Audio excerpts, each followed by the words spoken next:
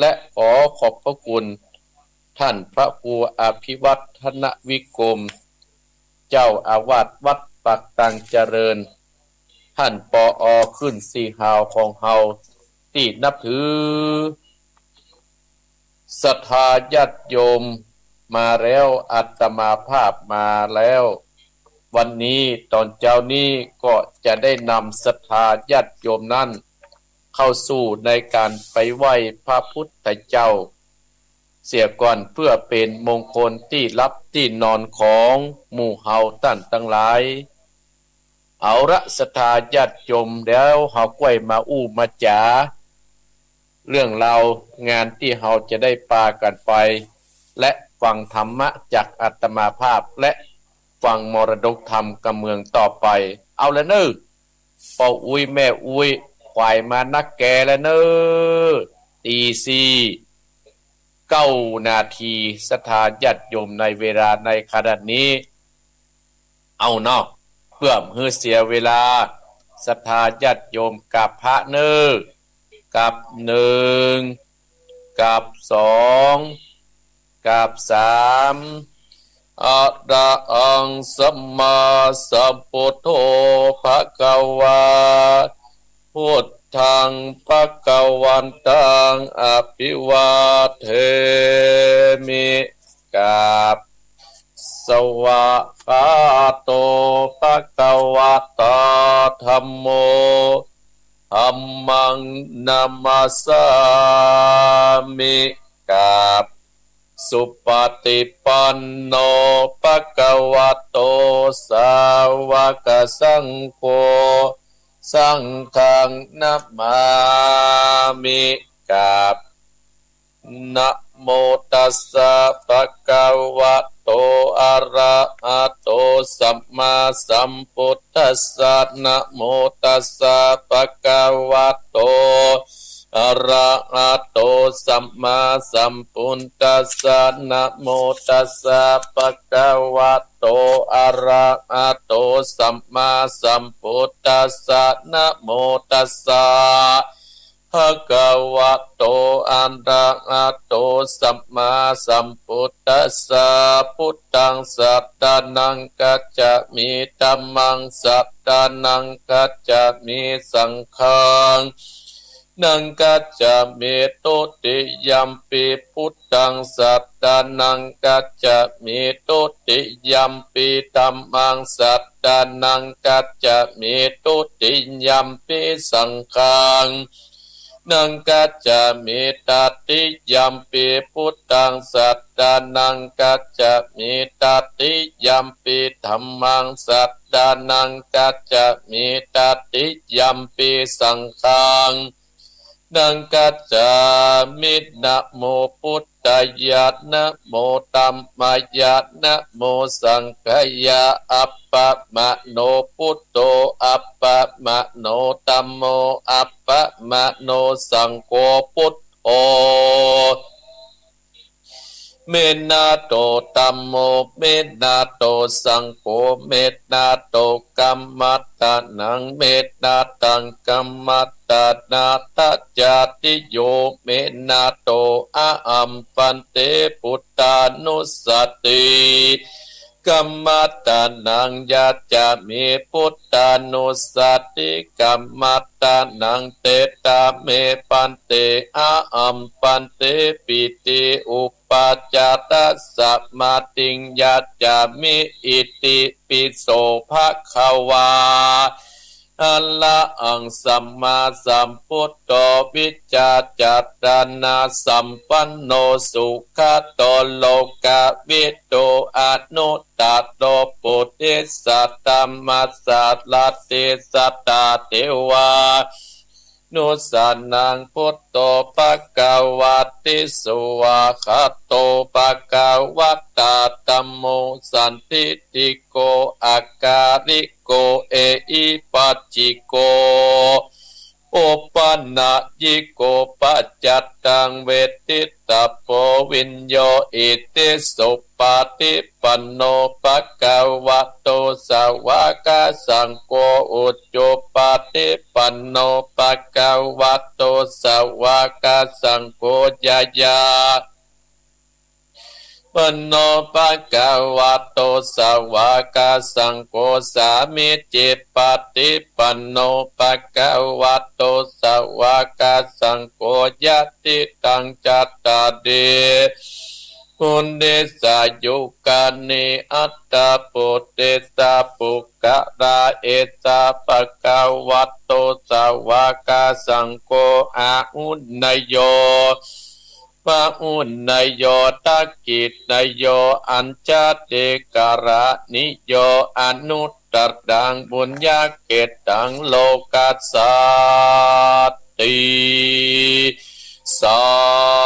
ธุสาธุภะปัญญาปัตตะมีสัมทิตัสสาธุภะปัญญาปัตตะมีวัดเวทล้อมวิติยาปัตตะมีอ้อมล้อมระวังดี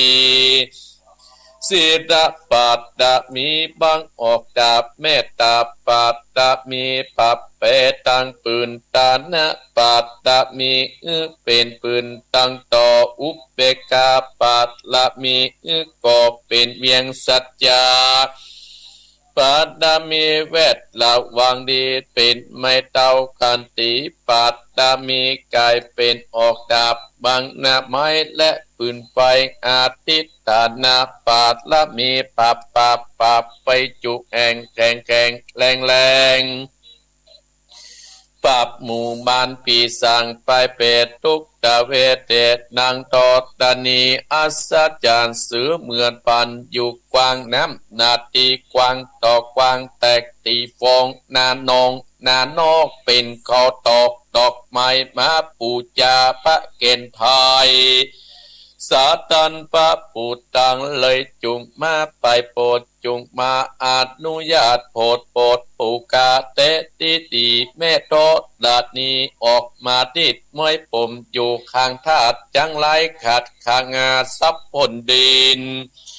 พ้นนำนาตีลงพระไปก็ฮับตับเต้าปัญญามานเอาอาปุนกว่ายกกาบยกมือตุนหัวใส่เกาปุกคานี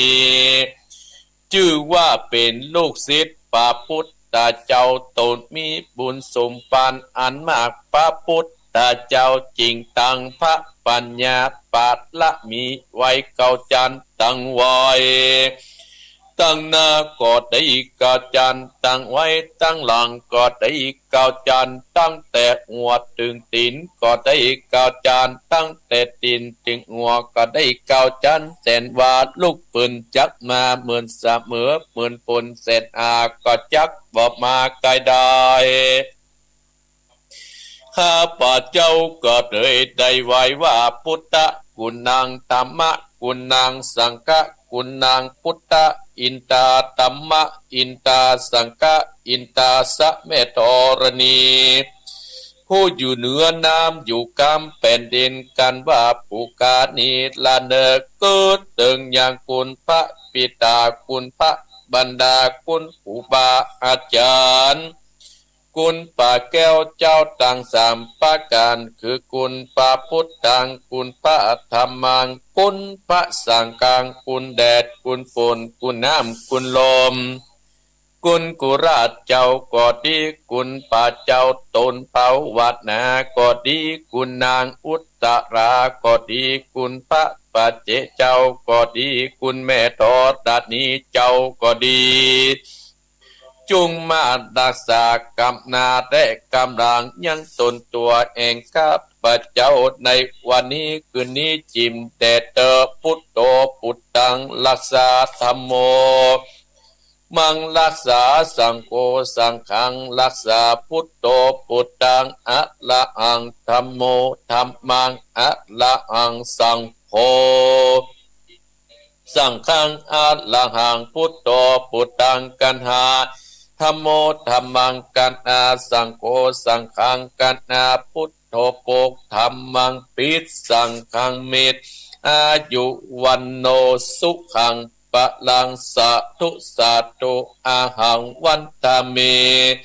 เสตัสสะอิติปิโสภะคะวะเอกวิสสติปิตาคุณังกะโกอารัตตนาคุณปะปิตาสเวทจุงมาอยู่กัมวาทัสสะภวะทัสสะมาตาคุณังกะโกอารัตตนาคุณพระบรรดา12จุงมาอยู่กัมสายเอกุนาติงสะขะโกรัตตนาคุณพระโพโสปสาวเก่าจุงมาอยู่ตัวสะละปังกายเองข้าพระเจ้าท่านผู้ฟังและเจ้าของสถานีกุสถานีสัพปัญญาสาพุทธกุณังกะโกอารัตตนาคุณปาพุทธเจ้า50ทุกจุงมาเป็นกำแพงแก้ว7จานแวดล้อมตนตัวเองข้าพเจ้าท่านผู้ฟังเจ้าของสถานีกุสถานีพุทโธพุทธากำจัดออกไปสปาสัตตูอย่าได้เข้ามาไกลจักกะวัตติมณฑลที่อยู่ที่อาศัยจุงต่อยนี้หือปนโดยติดจากคุณพุทธเจ้าอัตตติงสาตมะกุณังขออาราธนาคุณพระสัตธรรมเจ้า38จุงมาเปิ้นกำแพงแก้ว7จานแวดล้อมมาตนตัวเองข้าพเจ้าและท่านผู้ฟังและเจ้าของสถานีกุสถานีธรรมโมธรรมัดกำจัดออกไปหมู่สัพพสัตโตอย่าได้เข้ามาไกลที่อยู่ที่อาศัยจักกะวัติมณฑลจงถอยหนีหือปนด้วยเตจากุลแห่งพระสัทธรรมเจ้า38สังคสะจุตาสะเจวะข้าขออาราธนาคุณพระอาจารย์พระสังฆเจ้า14รวมมาจงมาเป็นกำแพงแก้ว7จานแวดล้อมตนตัวเองข้าพเจ้าและท่านผู้ฟังทุกคนเจ้าของสถานีกุสถานีสังโฆสังกัปกำจัดออกไปหมู่ศัตรูทั้งหลายอย่าได้เข้ามาไกลที่อยู่ที่อาศัยจงถอยหนีปนโดยเตจากุลแห่งพระสังฆเจ้า14ติลัตตนางอาหังวันตะมีสิทธาสาอิติปิโสภะคะวะตัสสะจัตตาคุณังกะโกอารัตตนาคุณพระอาจารย์10ตัดจุกมาอยู่ตัวอาการ32อัตตกรรมตัณนาถ้าขออาราธนาคุณกรรมตันเจ้า18จุงมาเป็นทิพปมนสสดทวัตตสะอาโปกะขออาราธนาคุณพระคงคา12เอกาวิสัตติทอดตัดนิคุณนางกะขออาราธนาคุณพระทอดตัดนิสาวเอสัตตวโยข้าขออาราธนาคุณลมเทสัตเตโจกาขออาราธนาคุณไฟอกน้ำมาเรียกว่าธาตุทั้งสี่มีดินน้ำและลมไฟนี้เป็นเพิ่งแห่งหมู่ทรัพย์ประสัตทั้งหลายข้าขออาราธนามากำจัดกำจายนะตะโลโมทะลายปุตตาสุนหายพาสุนียะทนอยู่ใต้นะกาโตกาคุสัตโตสัมปโวอุนตุจุงบังเกิดเป็นนาคือว่าพระโกพุสันโตเป็นอาโปตัดนามเนื้อยินตัวกัจญาโมกัตโตโคตับมาสัมปโวอุนตุจุงบังเกิดเป็นโมคือว่าพระโกนาโกมเป็นทัดลมเงือเชื้อชาทั่วมังสาและโลมาพุทธกาคัสสะโปสัมปโวอุนโตจุงบังเกิดเป็นโพธคือว่าคัสสะโปเป็นเตโชตัดไปลังลันสังอันเป่าปันอาสอดตพิษกัตติยาตั้งแต่เกษาลุมานาคาทันตา ตาโจมาสังนะโดอัจจิมิจังวะกังอัตตะยังยักกะตังกิโลมากังปิอากังปาทัสสังอันตาคุณังอุตตาติยังกัตติจังเสปังอุปโปโลอิตาเสโตเมโตอัสสุวัสสาเกงโกสิงการะสิกามุตตังมัตตะเกมัตตะลงฟุ้งมุสอลาภิตกติญาศัตรูตั้งหลายเมื่อข้าพเจ้ากล่าวกะตานิยะกะโมโกตะโมสัพพโวอุนตุจุงเบเตตาคือพระสียะเมตไตเจ้าโนเนเป็นปัตตวียะกะโดเมตไตเจ้าสัมภโวอุนตุจุงบังเกิดเป็นยะคือปัจเจยะเมตไตเป็นอากาศภูงหมู่อสรพิษศัตรูตั้งหลายได้ยินตุกาพระคาถาทนอยู่บ่ได้ข้าพระพุทธเจ้าเจิงนุมเมยว่าคุณอากาศ13คุณอาการ21คุณอักขรา33คุณนิสสาวาสคุณอัสสาวาสคุณปัสสาวาสคุณศีล5คุณศีล8ศีล10คุณศีล227คุณปัญญาคุณโสตาคุณสัจจิตากาคุณอละอันตาคุณมรรคสีปุญสีนิพพานหนึ่งเป็นเก้านับปฏิญาณเตาเป็น10คุณตานะศีราเนกขมาปัญญาวิติยาขันติสัจจะอาทิฏฐานาเมตตาเบกาเตาวติงสาปัตตมิสัมปันโนพุทโธอนันตติกุณโนวัตตโสภะกวาอันวาภัสสตานันตเตโกนจักปะมันมิตรได้จุมนุมตะกุดทิพปะมนปะเจียนตั้ง84,000พระธรรมการตัดเสียติงไปในและไปนอกคุณพระฤาษีนารอดคุณพระฤาษีนาลายคุณพระฤาษีตางัวคุณพระฤาษีตาไฟคุณพระฤาษีได้แสนโกฏคุณบันทิดาโบสถ18พระองค์อันทรงวิชาเองพระพุทธเจ้าเตตายคุณพระสยาตคุณพระบาทคุณพระตาตคุณพระมหาโมกขราคุณพระสาติบุตรคุณพระมหาอุปกุฎคุณนาติงสาวกคุณบันติตาสัมมาเนนคุณพระมันมหากัญจนาเถรคุณที่12คุณพรหมวิหารตั้ง400,000โกฏจักรวาลก็อราชตัดนามาเผาปันอสอดลับทิศกัตติยาเพื่อเสื้อตาโดมาและอินทรีกาโกอาราชตัดนาคุณ7กังคัมปีคือสังวิตาปุกกยปา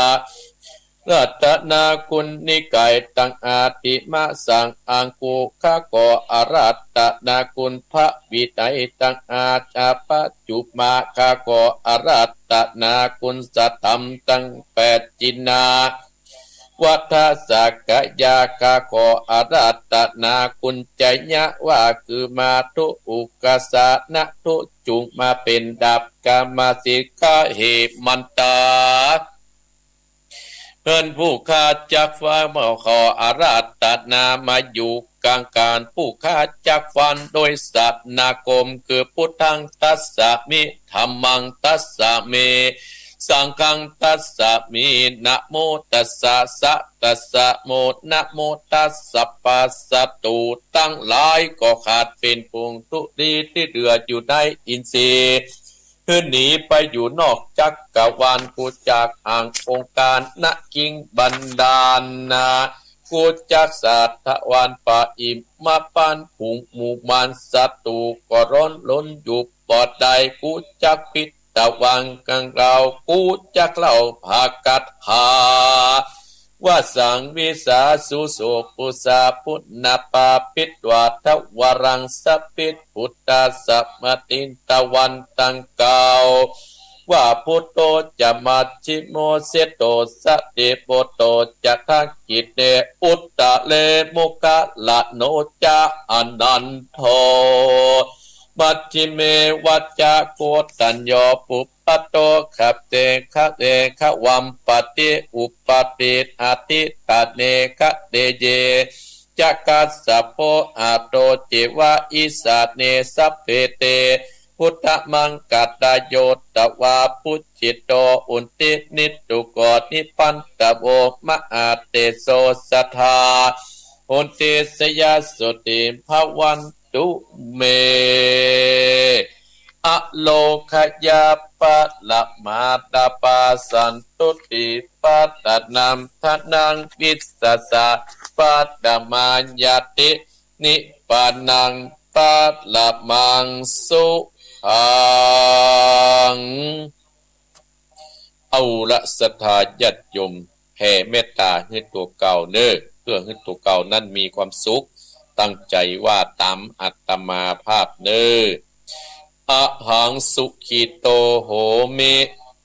ขอให้ข้าพเจ้ามีความสุขนิตตุโกโหมิ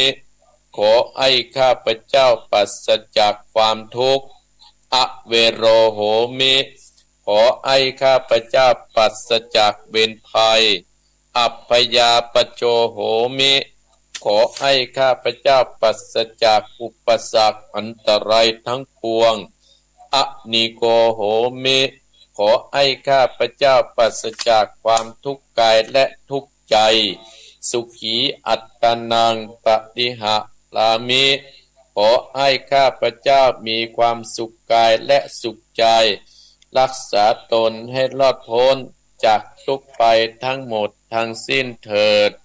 ต่อไปกล่าวกรรมอโหสิกรรมแก่คนทั้งหลายข้าพเจ้าขออโหสิกรรม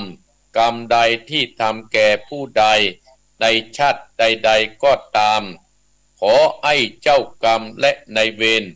จงอโหสิกรรมให้กับตัวข้าพเจ้า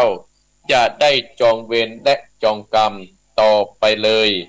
แม้แต่กรรมที่ใครๆทำกับข้าพเจ้าก็ตามข้าพเจ้าขออโหสิกรรมให้ทั้งสิ้นและยกถวายพระพุทธเจ้าเป็นอภัยทานเพื่อไม่มีเวรมีกรรมต่อไปด้วยอานิสงส์แห่งอภัยทานนี้ขอให้ข้าพเจ้าและครอบครัวบุตรหลานตลอดทนถึงวงศาคณาญาติและผู้กรากูลของข้าพเจ้าจงมีความสุขความเจริญปฏิบัติแต่สิ่งที่ดีและสิ่งที่ชอบด้วยเถิดสัพเพสัตตาสัตว์ทั้งหลายที่เป็นเพื่อนทุกข์เกิดแก่เจ็บตายด้วยกันทั้งหมดทั้งสิ้นอเวราหุนตุจงเป็นสุขเป็นสุขเถิดอย่าได้มีเวรแก่กันและกันเลยอัพพยาปัชชาหุนตุจงเป็นสุขเป็นสุขเถิดอย่าได้เบียดเบียนซึ่งกันและกันเลยอนีคาหุนตุจงเป็นสุขเป็นสุขเถิดอย่าได้มีความทุกข์กายและทุกข์ใจเลยสุขีอัตตานังปฏิหะลันตุจงมีความสุขกายและสุขใจรักษาตนให้รอดพ้นจากทุกข์ไปทั้งหมดทั้งสิ้นเถิดท่านทั้งหลายที่ต้องทุกข์ขอให้พ้นจากทุกข์ท่านทั้งหลายที่ได้สุขแล้วขอได้สุขยิ่งขึ้นไปด้วยการทุกข์ขั้นทุกคนด้วยเถิด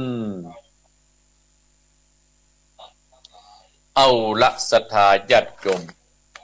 อาตมาภาพได้ปาอีพ่ออีแม่ศรัทธาญาติโยมนั้นได้ไหว้พระสวดพุทธคุณธรรมคุณสังฆคุณจบลงไปแล้วศรัทธาญาติโยมมาแล้วศรัทธาญาติโยมวันนี้นำศรัทธาญาติโยมนั้นสวดยาวไปหน่อย ก็อาตมาภาพก็อาตามที่ศรัทธาญาติโยมได้ขอร้องอาตมาภาพก็คงจะต้องสลับไปสลับมาติดนี้ยาวหน่อยติดหน้าสั้นหน่อยคำโบราณเพิ่นถึงบอกเนาะอีพ่ออีแม่เนาะจับใจแห้งมาแน่นใจกาน่ะจับใจครูบาประเปิงใจพระน้อยเนี่ยบางคนก็ว่าโอ้เปิดสายนักๆบางคนก็ว่าไหว้พระเอายาวๆหน่อยท่านพ่อครูเนี่ยอาตมาภาพก็จำเป็นได้สลับไปสลับมาแต่เมินมาติดหนึ่งกับมาเหววันหนึ่งศรัทธาญาติโยมเนาะก็ศรัทธาญาติโยม ก็จะไปลืมเน้ออีพ่ออีแม่งานที่หมู่เฮานัดกันวันเจ้าวันที่17นั่นนะที่ศพตื่นเน้อแม่เมาะลำปางก็สถานที่ก็เอารถพี่น้องเรายาวก็ดีพี่น้องคณะศรัทธาห้วยห้าโดยการนำของแม่ลองก็ดียะสินธุเนาะหลายผู้หลายคนที่เคยไปตัวกันก็คงจะไปปะกันปุ้นอาตมาภาพคงจะได้เอารถไปคนเดียวเพราะมีธุระหน่อยหนึ่งเพราะว่าก็สามารถที่จะออกเจ้าได้แต่ไปตานอยู่ศรัทธาญาติโยมไปตานอยู่ก็จะเล่นงานตรงนี้มันเจ้าเห็นหน่อยหนึ่งถึงวันนั้นเวลานี้เฮากับปากันลุกกันแล้วกันเนาะเตรียมตัวออกจากบ้านจากจองกันแล้วก็เจ้าวันที่17นั่นก็เจิญอีพ่ออีแม่ศรัทธาขึ้นสีขาวของอาตมาภาพที่ฟังอาตมาภาพและฟังครูบาอาจารย์อื่นๆนั่นไปร่วมในการทำบุญที่สร้างที่สำนักสงฆ์ศพตื่นเนื้อศรัทธาญาติโยมทั้งหลายที่แม่เมาะลำปางที่ท่านอาจารย์สาธิตก็เจิญนะศรัทธาญาติโยมเนาะเจ้าวันที่17ไปปะกันปุนกิจกรรมศรัทธาญาติโยมก็ฮู้กันแล้วศรัทธาญาติโยมตอนเจ้านั้นเฮาไปปะกันที่กัดต้นเกวียนนี่กินข้าวน้ำเงาไงและ7 โมงครึ่งก็เดินทางเป็นขบวนไปที่แม่เมาะลำปางต่อไปเรียบร้อยก็จะพวกประมาณ2 โมงก็ได้ปิกบ้านกันก็เจิญศรัทธาญาติโยมอยู่ด้วยกันให้มันนี้เนอะศรัทธาญาติโยมวันนี้ก็จะได้มาอู้ถึงเรื่องความสุขคนเฮาเนี่ยศรัทธาญาติโยมจะต้องการความสุขกันผู้คนบางคนก็หาความสุขไปทะเลพ่องไปในป่าพ่องไปสวนสัตว์พ่องไปเอียหั่นเอียนี่แล้วแต่ศรัทธาญาติโยมอย่างตะคืนนี้อาตมาภาพได้ไปเทศธรรมเมื่อวันก็ไปเทศพูนแต่คืนนี้ไปสดเกือบงานจนกันศรัทธาญาติโยมแต่คืนนี้ไปเทศที่วัดบ้านสิมพีมงคลบ้านแม่ตำบลบ้านแม่อำเภอสันป่าตองศรัทธาญาติโยมก็โดยมีแม่ดารุณีธิราชพร้อมด้วยครอบครัวนิมนต์อาตมาภาพประเทศในงานศพของป้อนานเลิศธิราชFC เตี้ยเพิ่นจังฟังอาตมาภาพเพิ่นจังโทรหาอาตมาภาพเพิ่นจังมาเอี่ยวหาอาตมาภาพก็เพิ่นก็ได้ลาจากลูกจากเต้าไปลูกหลานต่างเต้าก็ได้มีแม่ดารุณีโพธิราชนั่นลูกเต้าก็ได้นิมนต์อาตมาภาพนั่นไปเทศวันนี้ก็บ่ได้อยู่เช่นเดียวกันศรัทธาญาติโยมวันนี้ก็จะไปห้วยห้าตอนเช้าจะไปห้วยห้าศรัทธาญาติโยมวัดติดก็ไปได้หยังเนาะศรัทธาญาติโยมอาตมาภาพไม่มาทำงานแบบมีวันเสาร์วันอาทิตย์แล้วแต่ศรัทธาจะเอิ้นมาวันนี้ก็จะไปที่ห้วยห้าศรัทธาญาติโยมศพปุงจอนี่ก็ยังคือตรวจทดลองเอาไปแต่เนี่ยงานมันโจรกันศรัทธาญาติโยมเนาะก็จะละพี่น้องศรัทธาห้วยห้าก็บ่ได้เฮาก็จะเป็นต้องไปเอาวันกันศรัทธาญาติโยมเนาะอาตมาภาพ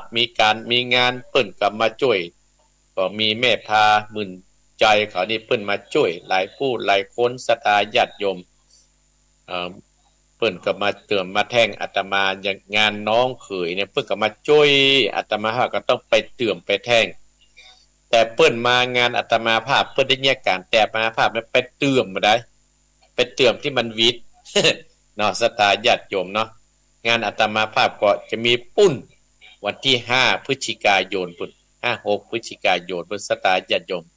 ก็จะเพิ่งบรรดาศรัทธาญาติโยมป้ออุ้ยแม่อุ้ยป้อออกแม่ออกคณะศรัทธาที่ฟังอาตมาภาพนี่แหละส่วนมากคนที่มานี่ก็จะฟังอาตมานะศรัทธาญาติโยมอย่างมาวัดมาวานี่นะส่วนมากอย่างตะวานี่ก็มีโคนปุ้นบ้านสันดอนเปาตะวานี่ดอนเปาได้ปลาลูกปลาหลานมาเอียที่อาตมาภาพก็อนุโมทนาสาธุด้วยเน้อเนาะและอนุโมทนากับแม่ดารุณีธิราชบ้านฉิมพีมงคลได้นิมนต์อาตมาภาพไปเทศน์ให้กับป้อนนันเลิศธิราชซึ่งเพิ่นฟังขึ้นสีขาวมาโดยตลอดอันนี้ก็อนุโมทนาสาธุเน้อศรัทธาญาติโยมเนาะและก็ส่งใจไปกับคนที่น้ำท่วมตังปุ้นตังไม่ลีมเน้อที่จังมาวัดนี่นะก็เอาใจช่วยเน้อยกของขึ้นสูงๆเนาะ เอาละศรัทธาญาติโยมเราจะเข้าสู่ในการ8 ยอมีความสุขเราจะเนี่ยได้ให้เรามีความสุขอาตมาภาพก็ถึงบอกคือศรัทธาญาติโยมหลายครั้งและศรัทธาญาติโยมโอ้ขอบคุณเนอะพี่น้องศรัทธาเราเราว่าบ้านตาเหนือบ้านตาใต้เนี่ยบ้านตาเหนือบ้านตาใต้ฟังทางสถานีวิทยุของเหนือคนเหนือเขื่อนเพิ่นได้บอกคืออาตมาภาพคนเหนือเขื่อนเด้อวันนั้นเนาะอนุโมทนาสาธุด้วยเนาะเอาละศรัทธาญาติโยม8 ยอมีความสุขมีอันอย่างพ้องศรัทธาญาติโยม1อย่าเป็นคนหูเบานะศรัทธาญาติโยม2อย่าเอาแต่ใจ3อย่าแก้ไขแต่คนอื่น4อย่าฝืนกฎธรรมชาติ5อย่าประมาทในชีวิต6อย่ายึดติดกับสิ่งที่ปัจจัยของเฮา7อย่าเสียใจกับคนที่อย่าเสียใจกับสิ่งที่ปัจจัยสิ่งที่จากเฮาไป8อย่าฝักใจกับคนที่มาแน่นอนนี่แหละศรัทธาญาติโยมถ้าเฮาละยอถ้าเฮาอย่าเฮามี8 ยอมีเฮาจะมีความสุขนะศรัทธาญาติโยม1นี่นะอย่าเป็นคนหูเบาคนเฮาเนี่ยศรัทธาญาติโยมอย่าไปเชื่อกรรมเหล้ากรรมลมกรรมแรง อย่าไปเชื่อกรรมเหล้ากรรมลมกรรมแรงศรัทธาญาติโยมก็ตัวเฮาอาตมาภาพนี้ถามนะอย่าไปเชื่อกรรมเหล้ากรรมลมกรรมแรงแต่อาตมาภาพไปได้ยินที่มั้ยโอ้ได้ยินอ้อยนั้นว่าได้ยินอีนี้ว่าจะไปเอามาเฮาจะมามีความสุขนะศรัทธาญาติโยมถ้าเฮาไปเชื่อแบบลมๆแรงๆเฮาเป็นคนหูเบานี่นะศรัทธาญาติโยมจังฟางเฮาเสียอย่างศรัทธาเสียโอกาสนะศรัทธาญาติโยมโอกาสในที่นี้เนี่ยสมมุติว่าโอ้พระครูวรธรรมน่ะบัดดีนะน่ะสมมุตินะเนี่ยสมมุติเนี่ยศรัทธาญาติโยมเนี่ยท่านไปฟังกรรมลมๆแรงๆน่ะบัดเชื่อว่า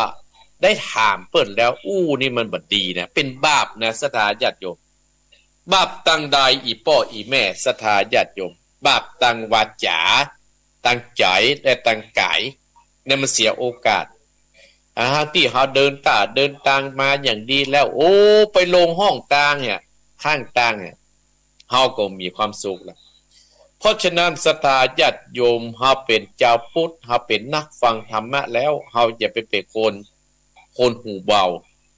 ถ้าเป็นคนหูเบาเนี่ยศรัทธาญาติโยมเสียโอกาสนะโอกาสเนี่ยมันจะมีหลายเตื้อเนี่ยศรัทธาญาติโยมโอกาสนี้มันจะมีหลายเตื้อนะศรัทธาญาติโยมโอกาสนะมันจะมีเตื้อเดียวแต่ได้เสียโอกาสแล้วก็บ่ได้หนีกันละบ่ได้เจอหน้าพิษเทียงกันไปอาตมาภาพจังเดือดคือคณะศรัทธาวัดหนองเหียงจะว่าเป็นคนหูเบานะ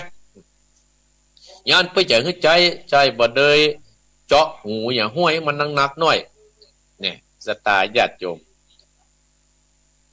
ศรัทธาอาตมาภาพหรือโอนคูณหูเบานี่บ่ตึงบ่ดีบ่ใช่เปิ้นบ่ดีมันก็บ่ดีนะศรัทธาครบ32ประการเนาะเพราะฉะนั้นเฮาจะให้มีความสุขอยากจะเป็นคนหูเบาเนี่ยศรัทธาญาติโยมคนหูเบาเนี่ยพ่อกระต่ายตื่นตูมฮะกับศรัทธาญาติโยมกระต่ายตื่นตูมหั่นน่ะได้ยินเสียงอย่างต้มตั้มมนุยปตานตกบ่ได้ศรัทธาญาติโยมปลาซัดหิ่งห้อยในป่าฮะกระโดดโลดเต้นก็ตายว่าจะนักเหรอแต่หาว่าฟ้าจะถล่มอันนี้อาตมาภาพว่าอย่าเป็นคนหูเบาอย่าเอาแต่ใจตัวเก่าอย่าเอาใจตัวเก่าเนี่ยศรัทธาญาติโยมเพราะว่าเฮาบ่ได้อยู่คนเดียวเฮาอยู่ตึงหมู่หลายกันแล้วนักศรัทธาญาติโยมอยู่ในเป็นหมู่บ้านอยู่ในกลุ่มในคณะเนี่ยเฮาบ่อย่าเอาใจตัวเก่าเพราะว่าเฮาต้องมีใจเอื้อเฟื้อเผื่อแผ่ช่วยกันทนุบำรุงช่วยกันคืองานนั้นมันเรียบร้อยศรัทธาญาติโยมห้ามปล่อยแล้วเฮ้ยรถมันนักมันได้อย่าบ้าใจตัวเก่าเปิ้นนักเฮาก็นักเปิ้นหลายเฮาก็หลายนะศรัทธาญาติโยม พดอดได้เฮาทนได้นะสตาญาติโยมเพราะฉะนั้นคนเฮาเนี่ยคนที่จะเอาใจตัวเก่านี่นะเป็นคนที่จึงมีความสุขเนี่ยอันยังก็บ่ทุกข์เปิ้นอยู่บ้านก็บ่ทุกข์บ้านอยู่วัดก็บ่ทุกข์วัดอยู่ในกลุ่มก็บ่ทุกข์ในกลุ่มเนี่ยอย่าเอาแต่ใจตัวเก่าอย่าแก้ไขแต่คนอื่นเพราะฉะนั้นเฮาอยู่ด้วยกันเฮาจะบ่มัวไปแก้ไขแต่คนอื่นเนี่ยมันเดือดร้อนผู้อื่นเพราะฉะนั้นเฮาหมู่เฮาตั้นทั้งหลายนั่นเฮาก็ต้องจะไปมัวแต่แก้ไขคนเฮาต้องแก้ไขตัวเก่าเฮาถึงจะมีความสุขเฮาเคยเป็นคนขี้มิ่งเฮาเคยเป็นคนขี้โกรธเฮาเคยเกิดเป็นคนขี้ลักเฮาเคยเป็นคนขี้นินทาเฮาก็จะไปเป็นคนอย่างเฮาก็จะมาแก้ไขคนเฮาก็แก้ไขตัวเก่าเนี่ยคนขี้ลักคนขี้นินทาเนี่ยมันตึ้งบ่ดีเด้อสตาญาติโยมพูดถึงว่าคนขี้นินทาคนขี้เหล้าเนี่ยสถาญาติโยมอาตมาภาพมีตำนานเล่าคือศรัทธาฟังเนี่ยวันนี้โอ้จะยาวไว้กันเนาะมันยาวเนาะสถานตัดสินใจเล่าเสียเลย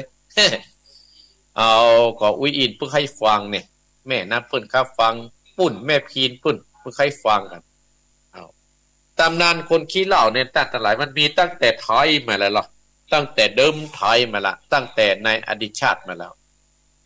ที่อาตมาภาพได้ไปอ่านตำนานก็มีปู่สิทธิสตาญาติโยมกับแม่สิทธิเพิ่นมีลูกอยู่4คนด้วยกันศรัทธาญาติโยมลูก4คนเนี่ยนิสัยใจคอเหมือนกันสักคนไม่ยิง4คนเนี่ยคนที่1เนี่ยชอบกินจุกกินจิกคนที่2เนี่ยชอบขี้ลักคนที่3นี่ชอบกาเมชอบเอาปดใจขึ้นบ้านจนพ่อสิทธิแม่สิทธิจำว่าพ่อใจคนใดเป็นผัวของแม่นางไอ้คนที่4เนี่ยชอบนินทาว่าไล่ใส่ไล่คนนั้นใส่ไล่คนนี้เนี่ยเดือดร้อนบ้านเดือดร้อนเมืองแต่พ่อเศรษฐีแม่เศรษฐีก็ฮักเขา4คนพ่อเป็นลูกตั้งแต่หลายแต่พ่อเศรษฐีแต่ก่อนเนี่ยไปหั่นไปนี่ไปเรียบร้อยละเพราะว่าอายเพิ่นจะไปบ้านศพก็ไปปะใส่ลูกสาวเห็นคนหนึ่งก็ชอบกินจุกกินจิกเช่นพี่น้องชาวบ้านเพื่อกันเล่ากันอีกคนนั้นไปบ้านศพก็ไปลักของปิกบ้านเนี่ยลักเอาน้ำมันพืชพ่องลับเอาจินพ่องปิกบ้านพ่องลักเอาใส่โถงปิกพ่องเนี่ยเดือดร้อนพ่อสิทธิก็เลยบ่ไปแม่สิทธิก็เลยบ่ไปไหนส่วนแม่ยิงเห็นคนนั้นชอบเอาหัวใจขึ้นบ้านจนจำบ่ได้อายให้เพิ่นเล่ากันส่วนคนนั้นขี้เหล้านินทาจุพี่น้องชาวบ้านพิษเถียงกันจุเพื่อนบ่ถูกคนนั้นจุเพื่อนบ่ถูกคนนี้กำมันมีแปลงใส่กำมันยามันก็แปลงเอาเองอะจุเพื่อเป็นผิดกันจนพ่อสิทธิทนบ่ได้ก็มาปรึกษา2คนกับแม่สิทธิว่าสู้ลูกเฮานี่นะเฮากับฮักเฮาเอาอีบ่เอาบุญเอาบาปเอากรรมตั้งหน้าเป็นที่ปล่อยบ่ก็เลยยับลูกสาว4คนนั้นทั้งหลายล่องแปไหลน้ำไปพดเพื่อนปุ้นในทะเลนั้นมีโจรสลัดอยู่โจรสลัดก็คิดมีเมตตากับคนนั่นแหละเขาเอาลูกสาวเขาหน้าตาจะดีอย่างมันลอยน้ำมาเนี่ยอย่างดอยเนี่ยก็เลยจะขึ้นช่วยแล้วเอาขึ้นมาพอได้สังเกตสังกาใจปัญญาสังเกตว่าลูกสาว4คนไม่ยิง4คนเปลี่ยนใจจนหูว่าอ๋ออีตัวนี้มันกินจุกกินจิกก็พาเจ้าโจรสลัดนั่นก็เลยแก้ไขด้วยเอานางนั่นไปเป็นแม่ครัวส่วนคนที่คิดลักนั่นโจรสลัดก็เลยเอาไปเฝ้าทรัพย์สมบัติในท้องพระโรงส่วนคนที่ชอบเปลี่ยนหัวใจนั่นก็เลยเอามาเป็นภรรยาส่วนคนที่แก้บ่ได้โจรที่แก้บ่ได้นะมาอยู่บนหัวเพิ่นผิดเห็นกันคือคนขี้นินทาเล่าจุเพิ่นผิดกันก็เลยแก้บ่ได้ก็เลยป่วยไหลลงแปรไปแห่งพระราญาติโยมทั้งหลายในขณะนั้นก็มีเนี่ยพญานก2คู่ผู้เมียบินอยู่บนฟ้าโอ้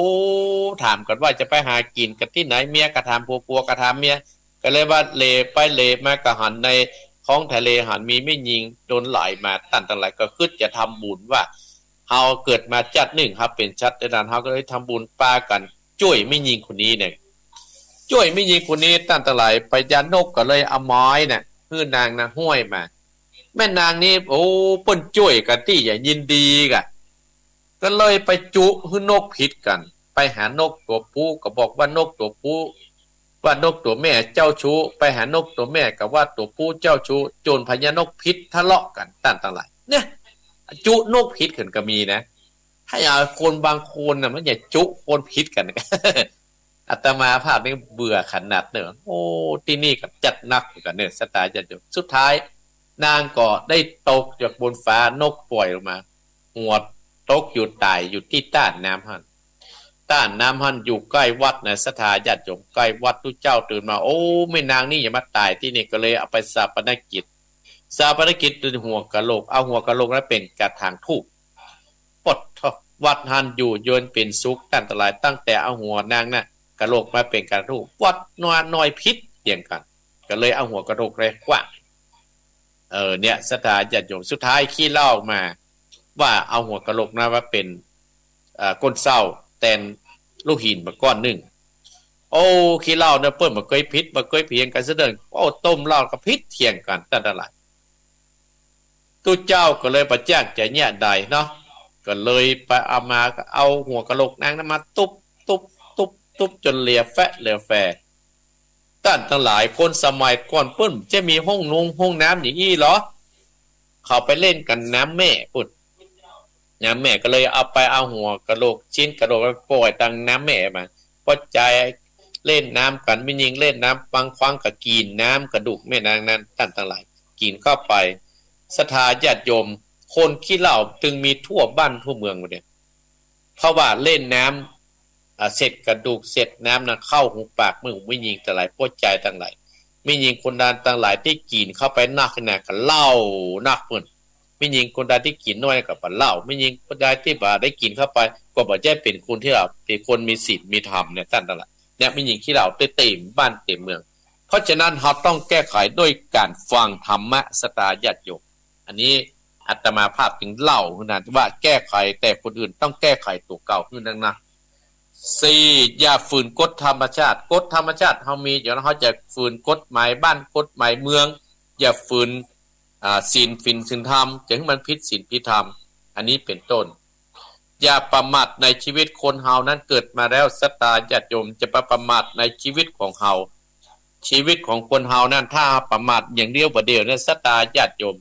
เวลามันสั้นนะสตาคนเฮาเนี่ยโอ้โรคภัยไข้เจ็บเนี่ยมาเบียดเบียนติดๆเพราะฉะนั้น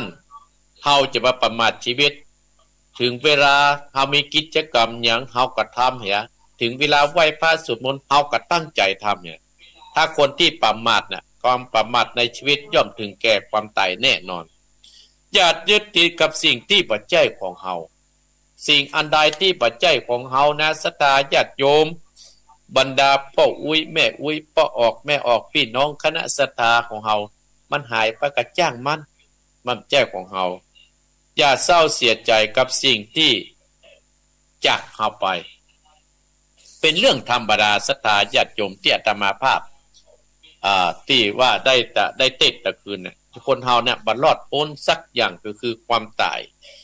คนเฮาบ่รอดพ้นสักอย่างก็คือชราธรรมโมหิชลังอนัตติโตเรามีความแก่เป็นธรรมดาเฮาจะต้องพบเจอกันคู่คนพยาธิธรรมโมหิพยาธิอนัตติโตเรามีความเจ็บไข้เป็นธรรมดาเราจะล่วงพ้นความเจ็บไข้ไปบ่ได้สักคนมรณะธรรมโมหิมรณังอนัตติโตเรามีความตายเป็นธรรมดาเราจะล่วงพ้นความตายไปบ่ได้สักคนทั้งหลายเนี่ยสิ่งที่มาจากเฮาไปนะถ้าเฝ้าเสียใจเนี่ยสตาญาติโยมเฮาก็เป็นทุกข์อยู่หั่นแหละข้อที่8อย่าฝากใจกับคนที่มาแน่มานอนอันนี้มันแน่นอนอยู่แล้วสตาญาติโยมนี่แหละอาตมาภาพจึงได้นามว่า8ยอมีความสุขถ้าเฮาละทิ้งบางส่วนอย่าเฮาอย่าเป็นคนหูเบาอย่าเอาแต่ใจตกเก่าอย่าแก้ไขแต่คนอื่นอย่าฝืนกฎธรรมชาติอย่าประมาทในชีวิตอย่ายึดติดกับสิ่งที่บ่ใช่ของเราอย่าเศร้าเสียใจกับสิ่งที่จากเข้าไปอย่าฝากใจกับคนที่มาแน่นอนหมู่เฮาตั้งใจฝากกับสิ่งที่น้อยนอนแล้วเหรอเอาฝากกับครูบาอาจารย์ฟังธรรมะครูบาอาจารย์เนี่ยอันนี้แหละศรัทธาญาติโยมถ้าเราจะมีความสุขแล้วเราก็ต้องมี8ยอที่อาตมาภาพจาคือศรัทธาญาติโยมนี่แหละโอ้เวลาพอจะตี 5แล้วศรัทธาญาติโยมเนาะ วันนี้อาตมาภาพก็จะได้เอาทำชื่อว่าเบาน้อยกินขวานมาเทศคือสถาญาติโยมผูกที่เจตนาสถาญาติโยมโดยมีสถาแม่ไข่แก้ววงคำบ้านบวกก่อ5ตำบลนครเจดีย์ป่าซางได้บริจาคก้าการเทศอาตมาภาพ200 บาทกับก้านน้ำกาแฟ100 บาทเป็นเงิน300 บาทอนุโมทนากับแม่ไข่แก้ววงคำบ้านบวกก่อ5ตำบลนครเจดีย์อำเภอป่าซางจังหวัดลำพูนเนอร์และอนุโมทนากับที่ว่าจะตานไปหาพ่อเกิดแม่เกิดเจ้ากรรมและนายเวรเทพบุตรเทวดาก็ดีและยังบ่เต้าแต่นั้นก็ไม่มีพ่อสมศักดิ์แม่เพนข่าวเตี้ยตาจางตานไปให้กับป้อนน้อยปานแม่เงินในอเนกใจกวินตานไปให้กับพ่อสอนใจชัยกวินตานไปให้กับพ่อเกิดแม่เกิดเจ้ากรรมและนายเวรโดยและก็ไม่มีแม่คำปันจอมพันอุทิศบุญกุศลให้กับเจ้ากรรมและนายเวรและก็มีแม่น้อมสุภาวงศ์อุทิศบุญกุศลให้กับพ่อมูลสุภาวงศ์และครูนิตยาอันนี้ก็อนุโมทนากับศรัทธาท่านทั้งหลายก็มีแม่ไข่แก้ววงคำบ้านบกก่อ5ตำบลนครเจดีย์อำเภอป่าซางจังหวัดลำพูนและพ่อสมศักดิ์แม่เป็นข่าวเตี้ยได้อเนกชัยกวินตานไปให้กับพ่อสอนชัยกวินและแม่คำปันจอมพามตานไปให้กับพ่อเกิดแม่เกิดเจ้ากรรมและนายเวรและแม่น้อมสุภาวงศ์อุทิศบุญกุศลให้กับพ่อมูลสุภาวงศ์และครูนิตยาสถาญาติโยมอันนี้จะภาพกัดเทศในตอนเจ้านี้เนิ่นสถาญาติโยมเอาละลองฟังจากสายสถาที่ฟังเมื่อเจ้านี้อยู่ใกล้ลองโทรมาเนิ่นโทรมาที่0828857225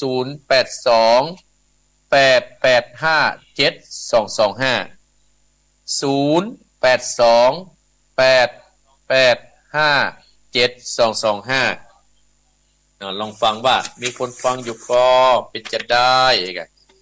สถานญาติโยมเนาะถ้ามันมีภัยโทรได้อาตมาภาพจะเตะทำนั่นเนอยังไง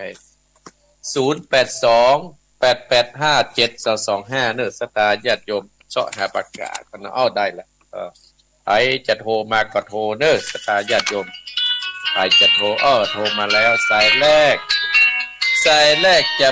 315สายแรกจะเริญปอนอยากไปสักยาท่านพระครูแม่สีทรเจ้าว่าจะได้แม่สีทรมาที่17ไปก่อไปเจ้าเดี๋ยวไปปะกันพุ่นนะจะไปปะอาตมาให้ไปฝ่ายหน่อยเนอเจ้าน้ำตาลยินดีนะแม่สีทรเนอเจ้าชัดเจนดีเนอวันนี้นะท่านพระครูชัดเจนดีเนาะเจ้าบุญรักษาเนอเจ้าไว้สาเจ้าเจริญปอนสายต่อไปเจริญปอนเจ้ากลับไว้สาเจ้าท่านพระครูแม่ยางแม่สายพินกันนะจ๊ะเจ้าอำเภอเมืองปานลำปางไปหนาแม่สายพินกาเจ้าวันนี้แม่อย่ามาฝากเอาขอบคุณแม่เห็นไหมเอาเลยเจิญพ่อแม่เลี้ยงเฮามาห้อยตีนเต่าจ้อนหวังคือลูกเต้าได้ดีเลี้ยงคือไงแล้วมีสักมีสีได้ผัวเมียดีละแม่เหี่ยจอยหรือพ่อเหี่ยจอยเอาผัวเมียไก่อ้างว่าลูกน้อยว่าได้ไปก้อยแม่ค่ะลงเข้าลงของเงินทองสิ่งทรัพย์หรือพ่อแม่เจ้าเลี้ยวกาคุณพ่อแม่นั่นนักบัวเห็นฟ้าเปิดเลี้ยงเฮามาเหมือนตัวน้อยๆจะเนี่ยจะได้น้อสายผัวหอยกู้สูงเหลือด้อยเหลือฟ้าด้อยสูงออกได้ยิงตึงบัดต้าบัดเต่าแม่ข้านั่นกาจะมีแม่น้ำกว้างสุดสายตาแผ่นพระสุธานึกเสียบบัดใดก่อนจะรับนอนคือสากาไฟคุณพระมันดาแม่ไทยจะได้ทุกจนผู้ล้มอยากไล่เอาเป็นไม่ใจเงาบังเจ้าเจ้าอีกันเนาะสายไฟปุจจะเข้าเนาะท่านพระครูขอบคุณนะแม่เนอจะเลินปอนคำสอนนะท่านพระครูนะเจริญปอนสายต่อไป สายต่อไปเจริญพรอยู่ที่ไหนปนานประเสริฐมันนาแดงน้อยจะปนานครั อ๋อบ ปนัดประเสริฐนาแดงชัดเจนดีครับน้อตั้งแต่สวดแต่วิสาภาวดาว่าครับ เอาชัดเจนดีนะปอนอ ชัดเจนดีครับ ยินดีเนอะ แต่ประโยชน์ดีเนาะมีความมันความอดทนมีขันดีกับถึงดีเอาคันเราหมูหมูนี่ประสบดีใจครับน้อ น่ากะอนุโมทนานะปอนเนอร์ มีนักมีสิ่งมีทำอยู่กับตัวเราจะมันคงเอาเนาะก็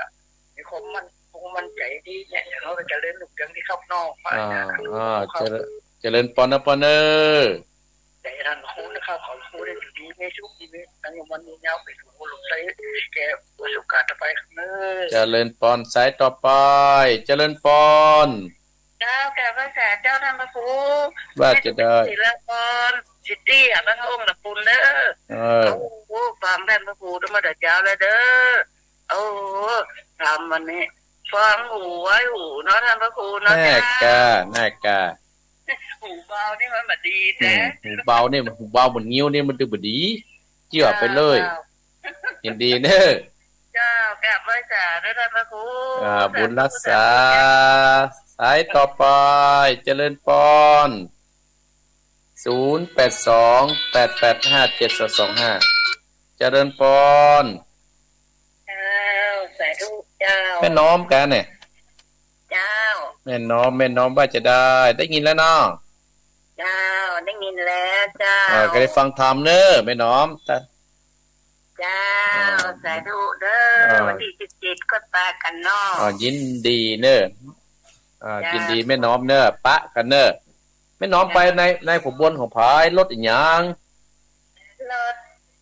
มันหมูตะจางเลยเจ้า หมุตะจางปะขัดปุ่นเนอะเข้าไปหาเนอะนั่นแม่น้อมไอ้เนอะ เจ้า ยินดีลั่งแม่เนอะปะกันเลย ยินดีเจริญให้ต่อไปเจริญพร ธรรมสการพระครูปนนั้น ป้อนนานยังฮะ ปนนั้นนะครับวิสาจะปนนั้นเลย ป้อนนานยังก็ป้อนนาน ครับผมชัดเจนดี ป้อนนานยังก็ชื่อ ปนนั้นครับผม อันนอนแน่นโอ้ชัดเจนเลยนะป้อนเนาะ ครับผม ดีๆเด้อป้อนเนอะ ครับผม สายต่อไปเจริญพรเวลาใกล้จะหมดนี่แล้วหัน5 โมงเจริญพร ไปสาธุ ว่าจะได้พ่อเลี้ยงบุญตา ฟังตลอดท่าน ฟังตลอดเนาะวันนี้พดังได้ ก็มาใจนะท่านยินดีเด้อป้อนเนอะ ไปสา เจริญพรสายต่อไปเจริญพรนักขนาดแน่นเจริญพร ไม่สาเจ้า แม่หยัง แม่สุจดาอยู่บุญเกิดพระบาทเจ้าลำปางเจ้า โอ้แม่สุชาดา อยู่ลำปางเนาะ เจ้า โอ้ฟังชัดเจนดีกับแม่ ชัดเจนดีเจ้า ได้ฟังธรรมบ่าวน้อยกินขวานนะแม่เนอ เอา ยินดีนะแม่เนอ ไม่สาเจ้า เจริญพรสายต่อไปเจริญพร แม่อุมาเจ้าอยู่ในเวียงเชียงใหม่เจ้า แม่อุมา เจ้า โอ้ยแม่อุเจียงใหม่นะแม่เนาะ เจ้าไม่เจ้า อายุเท่าไรแม่ 85เจ้า โอ้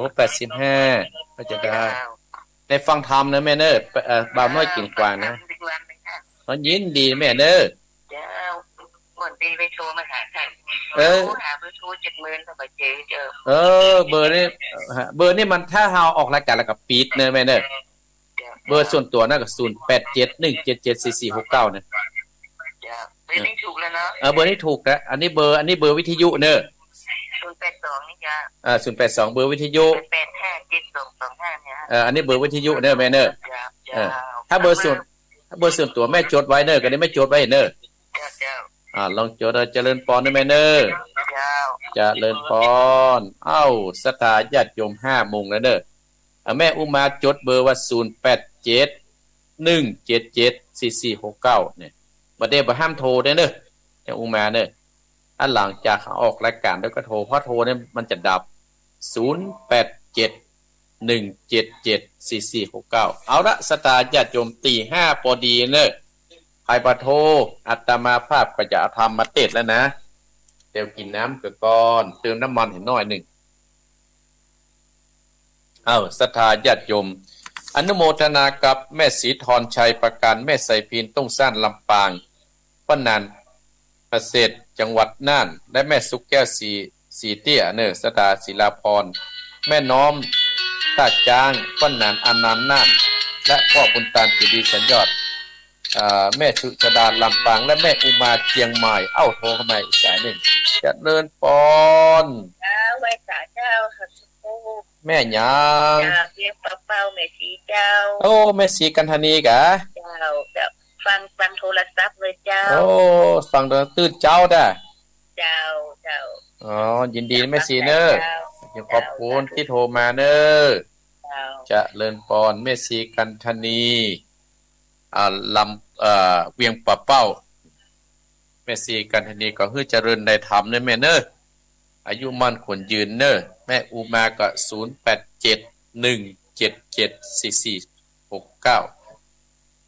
เอาละศรัทธาญาติโยมอาตมาภาพจะเอาธรรมมาเทศน์ก่อนเนอะตีห้ากับ3นาทีแล้วเนอะตื่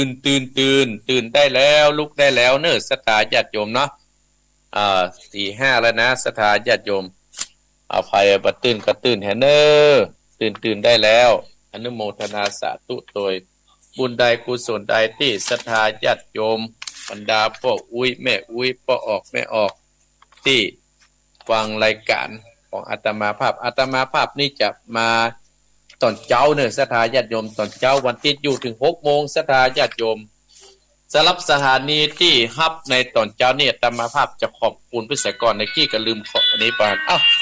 ถ่ายแม่มอันภาพประกรรมนะเจริญพรแม่อยู่ไหนแม่อยู่ดอยสะเก็ดเจ้าจังใหม่เจ้าแม่อยู่ดอยสะเก็ดกะเจ้า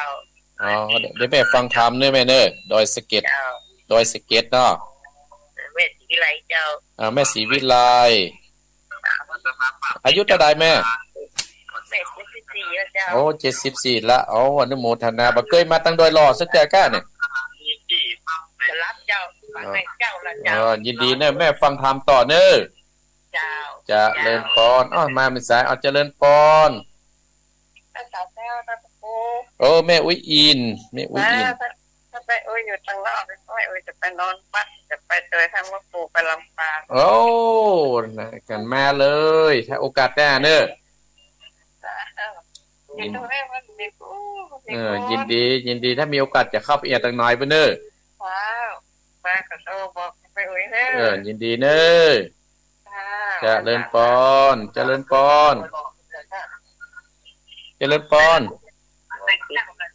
นดีแม่ฟังธรรมต่อเนอะบ่ฟังทางวิทยุเล่นฟังทางฟังทางโทรศัพท์กับแม่จะเลินปอนแม่อุ้ยยิงแม่อุ้ยหยังปิดวิทยุกันแกแม่ปิดวิทยุก่อนกะศรัทธาญาติโยมอาตมาภาพจะเทศน์ธรรมแล้วเนาะไปยาวก็จะยาวไป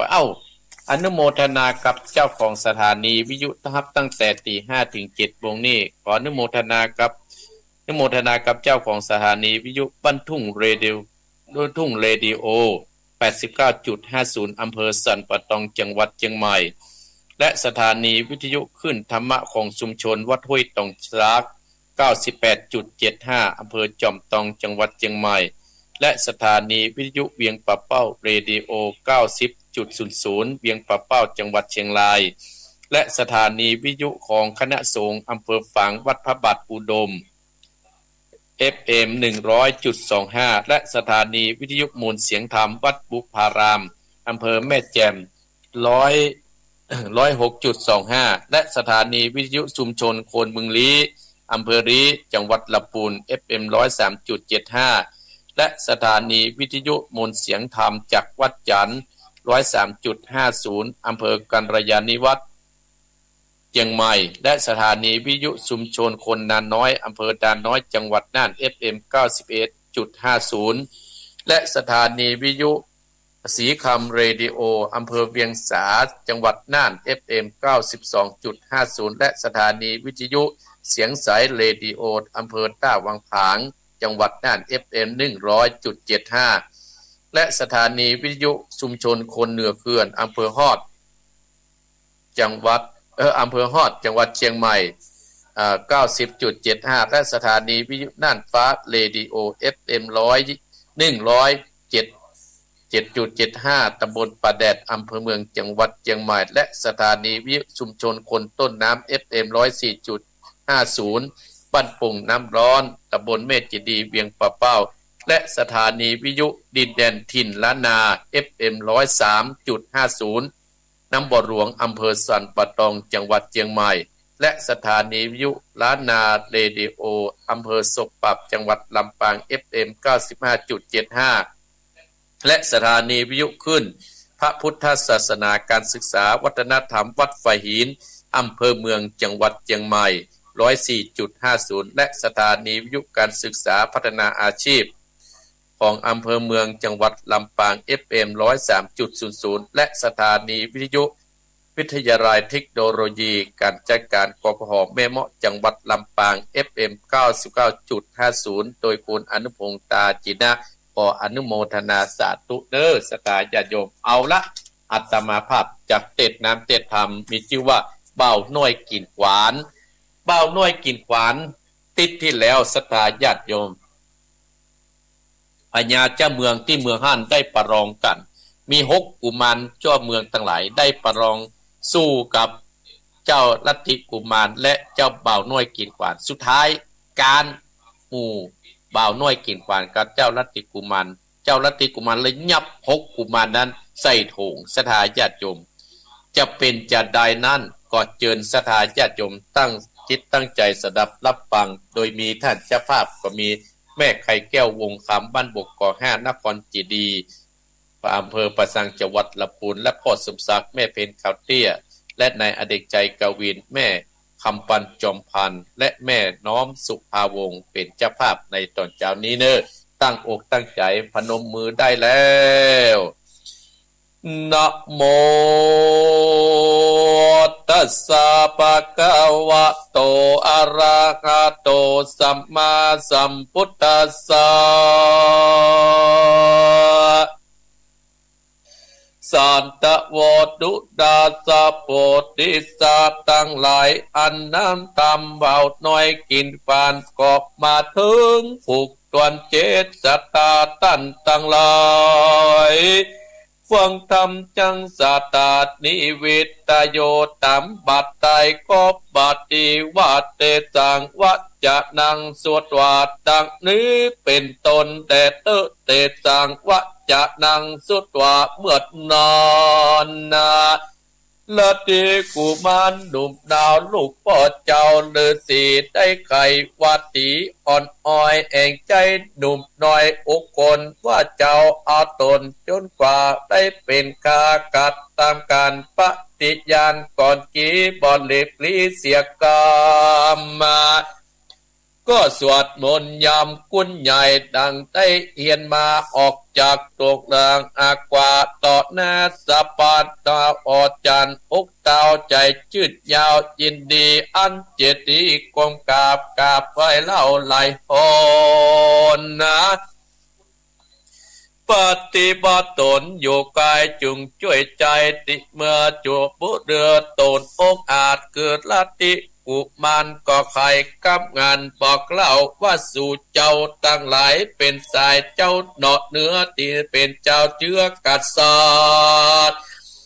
เป็นลูกพาแย่จะจ้างอยู่ในเมืองกวางแดนไกลมีใจตับกอยหรือว่าทุกจอกหอยหมอกเงาส่วนตัวเอานิเล่าก็เป็นลูกเต่าเจ้าเมืองจำปาปิเฮานินาเป็นลูกพ่อเศรษฐีในเมืองวิเทหะมุติใหญ่กว้างเองเจ้าจางวิเทหะลาจาจักกะเตียวต้องไปสู่ห้องเมืองอิตตปันนากอดย้อนใจอาวรเกิดหลอดไปเอา นี่เก่าขึ้นมาลวดลงดงป่าไม้บอกไปลอดดังไม้เฮาตั้งหลายนี้เล่ากอดหนุ่มเต้าไว้หยาเป็นลูกเจ้าจังปัญญาอยู่เสพสร้างพอจานเอากันเป็นเสียวทิศกองเกี่ยวยาวไปบอกมีภัยได้เป็นคาพร้อมนาเปิ้นสหายกันรีบไปปันตั้งหมู่เตียวไปสู่เมืองอิตถปนครตั้งก่อจอนเตียวไตเฮาบอกให้สัจจังกันว่าคนใดหูตีก็กล่าวอูดดาบลายตั้งอกใจหนุ่มนาวลูกเต้าเจ้าปัญญาไก่ตาตั้งสุขมานาสาจินจอยคอยตอบไปกำไปว่าคงเวียงใจใหญ่กว้างชื่อว่าอินทปัตนากรต้องเตียวจอนไปลายโยดนับ10โยดเป็นหมายสู่ตูตั้งหลายจุคนเคยได้หูและได้อ่านเคยภายปันเตียวสอดพุดไปหลอดหมื่นมาตั้งกะดาเตียวตายย่อมเข้าป่าดงเลตูยินดีแต่เล่าจักไปส่งเจ้าปุณนาสมกรรมมักไปอย่าได้อิดว่าใครใจหน่วยหน้าสุดเสียงกัดกำจากก็บอกโยธายกเมืองจากเมืองตนว่าสู่เจ้าตั้งหลายอย่าอยู่ปิกไปสู่เพียงใจเรียกไว้ไปบอกรุ่นพ่อแม่ตามลายว่าเฮามาใหม่ปีบอกไว้หน้าออกขึ้นลางหรือปิกเมืองเก่าพ่อแม่เจ้าเด็กอ่านเอจักไปปันเตียวต้องไปตับน้องปฏิญญาณว่าอ่านบอกได้เสียกรรมตามแบบเป่าจะได้เก่ากษัตริย์ย่อมมิจามันเที่ยงบอกบิดเบียงลาดีเมื่อหลายปีไปนาก็บอดตายกว่าหมดลาดนาเที่ยงปิกมาปอกไว้หน้าออกเมื่อเมืองโยตะเรืองหนุ่มเต่าหุกเงินเก่ากิจยาต่างเกืองกาอาบไม้ป้องหลอกไอเนื้อนั้นต่างปากันกลมกาบลาตันเจ้าเมื่อตนแล้วก็ต่อยโอนไปเยอะติดเดิมอ่อนส่วนเจ้าปูปอนดอดนาวลัทธิกูมันดอปูติยานกอบปากันเจ้าจ้างอกใจไปปานออกจากส่วนอุตตยานลัดดงดันปราบมายไปสู่เมืองอิตถปนากรก็มีอันแลตาเตปกัตเตสัทธาจัตติตาว่าเป็ดใจล้านหนุ่มเดาเป็นลูกเจ้าพญาตะลงยานกับลาติกุมารยศใหญ่หนอดเต้าอกใจคู่ไปเกณฑ์สหายเพื่อนปองเป็นพี่น้องเดียวกันไปปันกะลาจากส่วนอุตตยานลัดป่าไม้ตกดาบไปได้หลายบานต้นเจ้าออดจันอกเต้าก็เฮอจีบอกตั้งไปค่ำที่ไหนตอนอ่านแจงกะระดงป่าไม้แจงจอดไปถึงเมืองแก่ยอดอิตถปัตนครเจ้าจอนต้องเข้าสู่ห้องเวียงใจผ่านคนตั้งหลายไปน้อยเตียวความค่อยซาตนตั้งหมู่คนตั้งเป็ดอยู่ในเขตแกตาไหลประจาดเจ้าเป่าตั้งหนุ่มเต้ายิงตายพ่องกอกกากาขาขายของป่าพ่องก่อไข่ตั้งเสือและตั้งป่าตั้งปัจจัยเลี้ยงตองเสียงพ่อเอ็ดตานามพ่องกะไข่กำกะอูฟังแล้วหูความในไข่กำใจจีบอกฟังบอกออกตันปัญญายามคนมาแวดไก่เต้านมใบใส่เป็นไม้เป็ดคำใจหนุบเนาก็เตะแต่เต้าไปอยู่ที่สะลาอุ่นตังตาไตกว้างไปทุกงามใจอุกรันไปหลอดที่จางจอดสะลาตะวันตาใบจา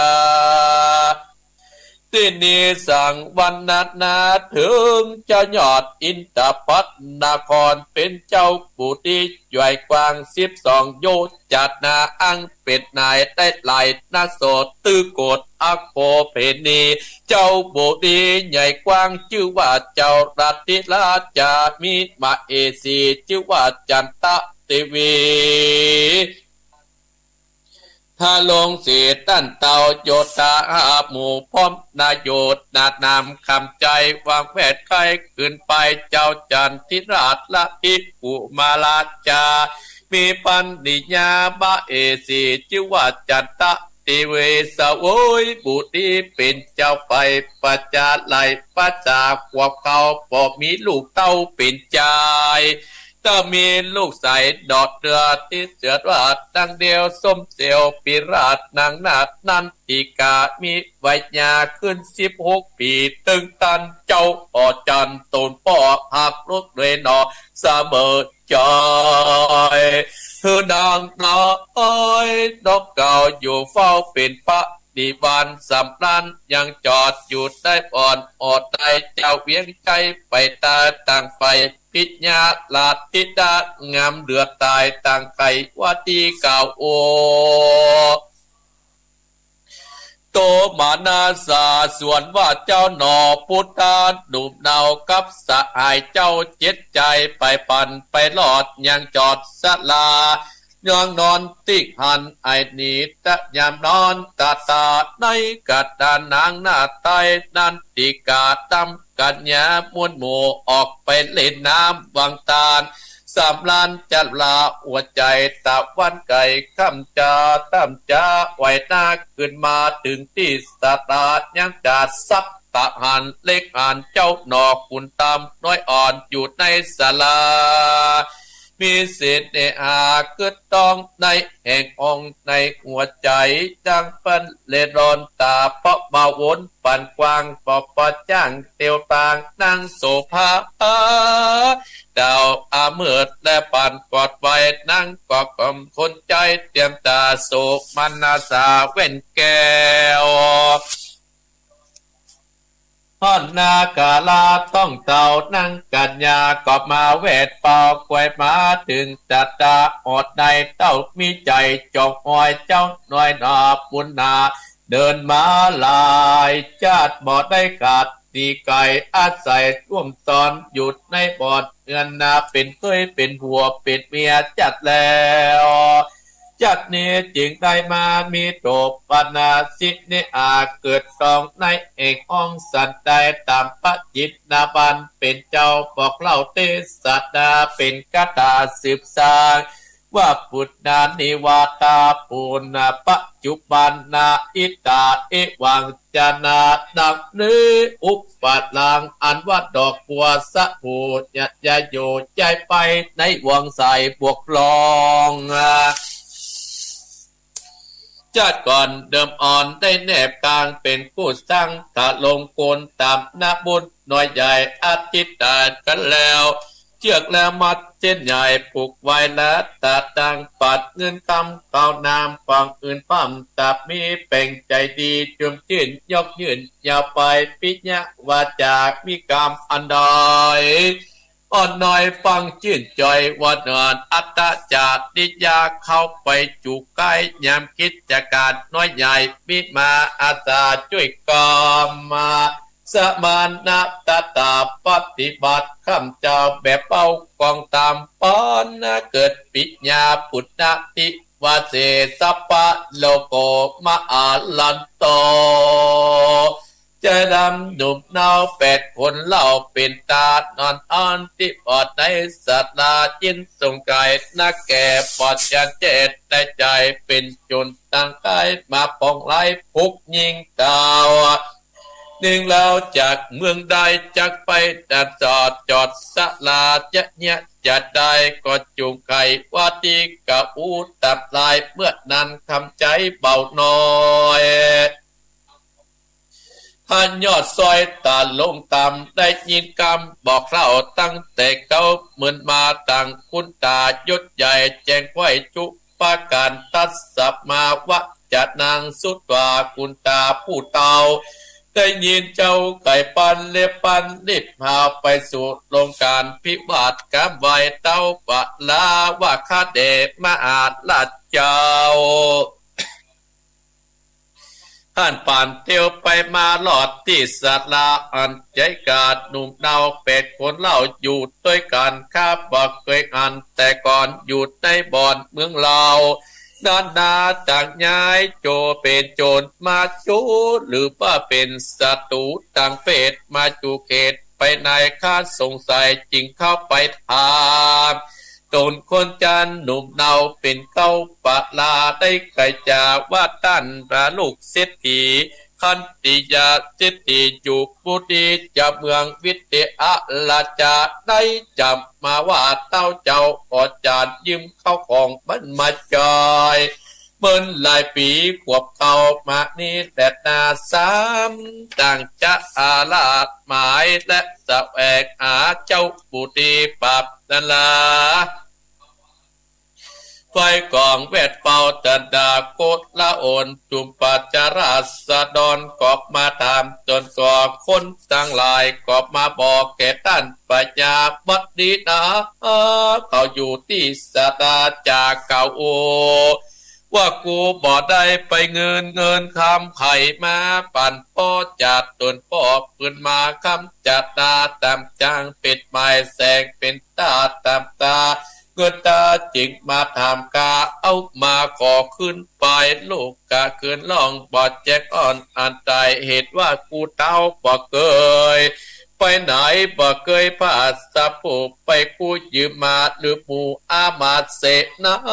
มีความโลกป้องใหญ่เอาชื่อข้านำต่างไปลวงจุลอไปตามออกมาคนตั้งหลายก็บอกงูกุกก็มีสัจจางคนกันเละแหละนาหรือว่านากันว่าเจ้าปู่ดีกล่าวเสียงสุดไปคนตั้งหลายหนุ่มเต้าฟังอยู่เฝ้าลงการต่างปากันสะดงสติปุงเววาเล็บตุนสากับไว้คะแด่พระบัดไตอันว่าโยตาหนุ่มเต้าตั้งอามาตเก่ามีไปอาจถือว่าเต้าทิลาดไปขายย่อมกลัวตายจุคนไผ่บ่ได้ไปกู้ยืมมามันเที่ยงจากเก่าต่อยเป็นกำต่อยเบาบางหรือว่ากางเมาปั่นปามาจาวาดได้คนตั้งหลายหนุ่มเต้ามีก้าอู้กันได้ลงกาทำที่อันต่างปากันกวมกาบอกเจ้าราชปายการก็มีหันแหลตานิติต่างจิญาสั่งวันนาเบาน้อยกินกวานกอบบางปมสมเลสเดชเอาละศรัทธาญาติโยมอาตมาภาพได้เต็ดนำเต็ดธรรมที่ว่าเบาน้อยกินกวานปลูกท่วน7จบไปแล้วศรัทธาญาติโยมโดยมีท่านเจ้าภาพตามที่อาตมาภาพได้เอ่ยนามมาตะกี้ศรัทธาญาติโยมโดยมีแม่อุ้ยไข่แก้ววงคำนี่มันอยู่บ้านบวกก่อ5ปุ่นศรัทธาญาติโยมตำบลนครจีดีโอ้แม่อุ้ยไข่แก้วเนี่ยเป็นคนใจบุญใจกุศลแต่ศรัทธาลูกหลานก็ดีเนี่ยเปิ้นมาห่างจากศีลจากธรรมศรัทธาญาติโยมเนาะ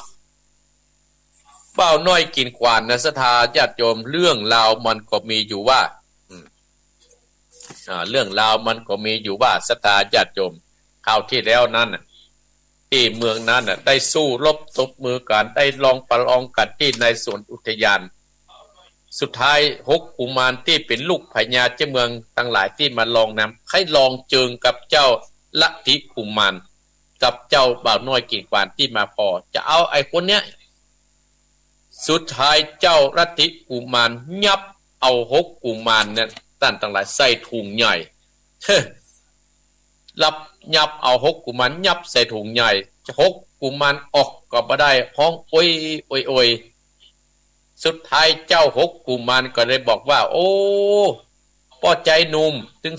2เฮายอมการท่านแล้วเฮาหายใจบ่ออกนะปล่อยข้าบ่เดี๋ยวนี้ปล่อยข้าเดี๋ยวนี้ข้าขอยอมเป็นข้าใจท่านตลอดไปท่านจะไปที่ไหนข้าจะช่วยกรรมช่วยด ดูแลท่านข้าจะเป็นคนข้าใจไปตลอดชาติเนี่ยเจ้ารัตติกุมารได้ฟังอันก็บอกว่าโอ้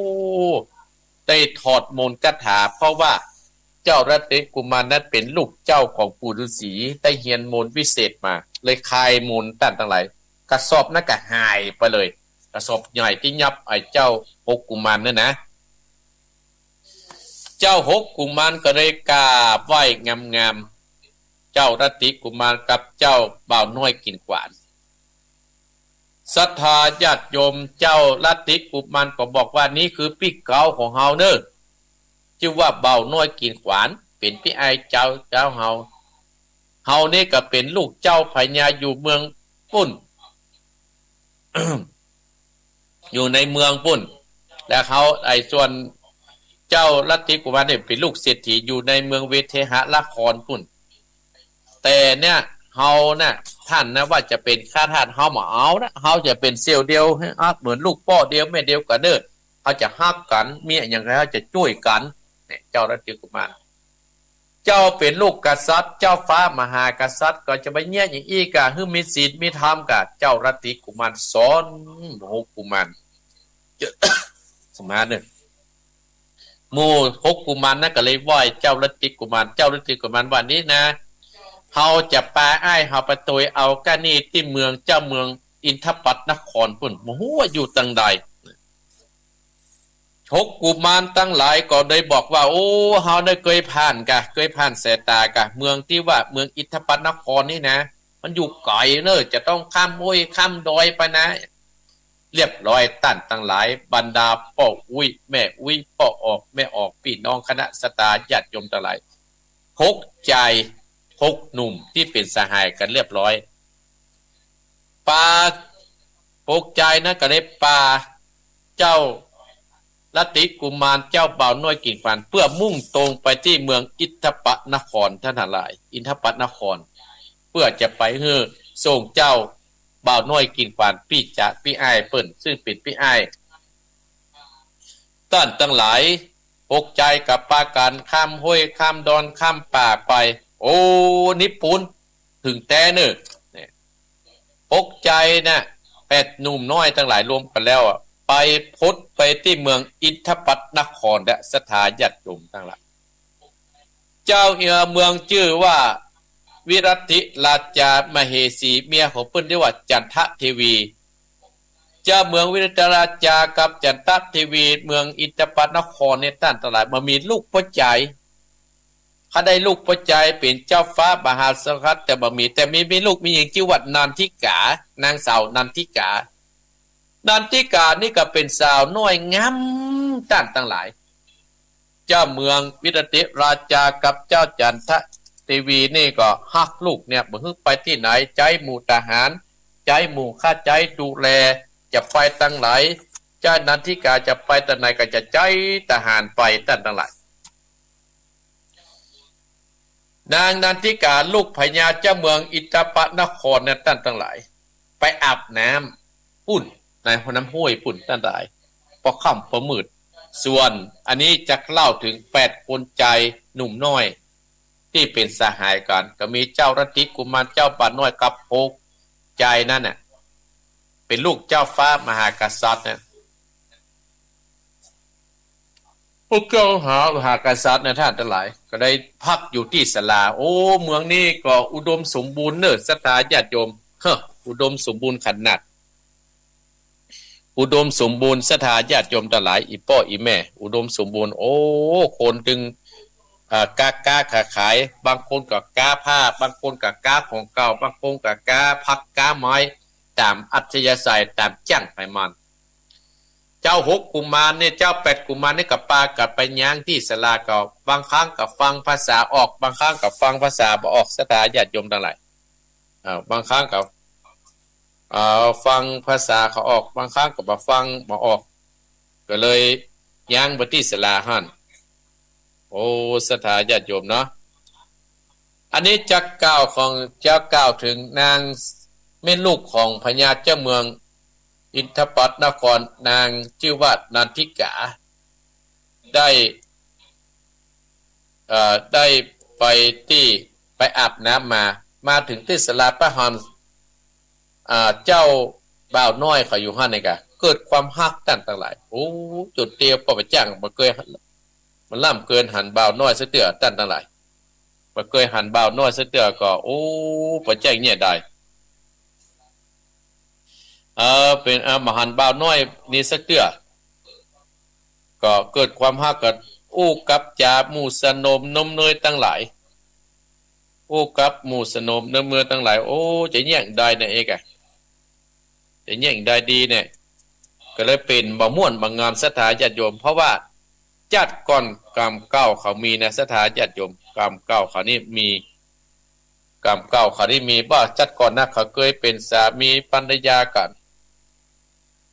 เคยเป็นสามีภรรยากันอีพ่ออีแม่พี่น้องคณะศรัทธาญาติโยมทั้งหลายเขาเคยเป็นสามีภรรยากันจัดนี้ก็เลยได้มาเจอกันในจัดนี้บ่าวน้อยกินควานก็อยู่ที่ศาลากับเจ้าหมู่เจ้าจูมศรัทธาญาติโยมอยู่ด้วยกันฮะอยู่ด้วยกันจนแจ้งมืดแล้วก็คนทั้งหลายเตียวไปไกลมากับไปยืดผองละอ่อนมื้อนี้พันลูกที่ไหนมาอยู่ที่นี่หรือว่าเป็นโจรจะมานี้เมืองนี้กาเอกอะบรรดาศรัทธาญาติโยมบรรดาพ่ออุ้ยแม่อุ้ยพ่อออกแม่ออกพี่น้องคณะศรัทธาญาติโยมตายเขาก็ได้ไปอยู่ที่ศาลาแล้วลูกสาวนะก็อยู่ในบ่ม่วนก็เกิดอาการผิดปกติพญาเจ้าเมืองวิรติราชากับมเหสีชื่อว่าจันททีวีนั้นว่าลูกสาวเฮาเนี่ยตั้งแต่ไปอาบน้ำมาที่ไปประพาสป่ามาน่ะมันอยากเป็นอย่างเป็นบ่ม่วนบ่งานเนี่ยเป็นบ่ม่วนบ่งานเฮาจะแย่งใดก็เลยใจคนทั้งหลายไปเซาะไปหาแล้วก็ไปถามคนใจหมู่สนมว่าว่าลูกเขาเป็นเพราะอันหยังไงกันลูกเขาเป็นเพราะอันหยังก็เลยถามต่างๆนานาศรัทธาญาติโยมบรรดาพ่ออุ้ยแม่อุ้ยพ่อออกแม่ออกแล้วก็เลยใจหมู่บอกตั้งแต่ต้นว่าได้ไปปะที่ห้านทหารอ่อนนู่นแล้วอีกแล้วลูกแล้วนางนาทิกาก็ได้เป็นก็เลยพญาเจ้าเมืองก็เลยฮ้องหมู่เสนาอามาตย์ว่าไปพอว่าที่ศาลานั้นมีไอ้อย่างที่ห้านลูกเขาถึงเป็นอย่างนี้ก็เลยไปถาม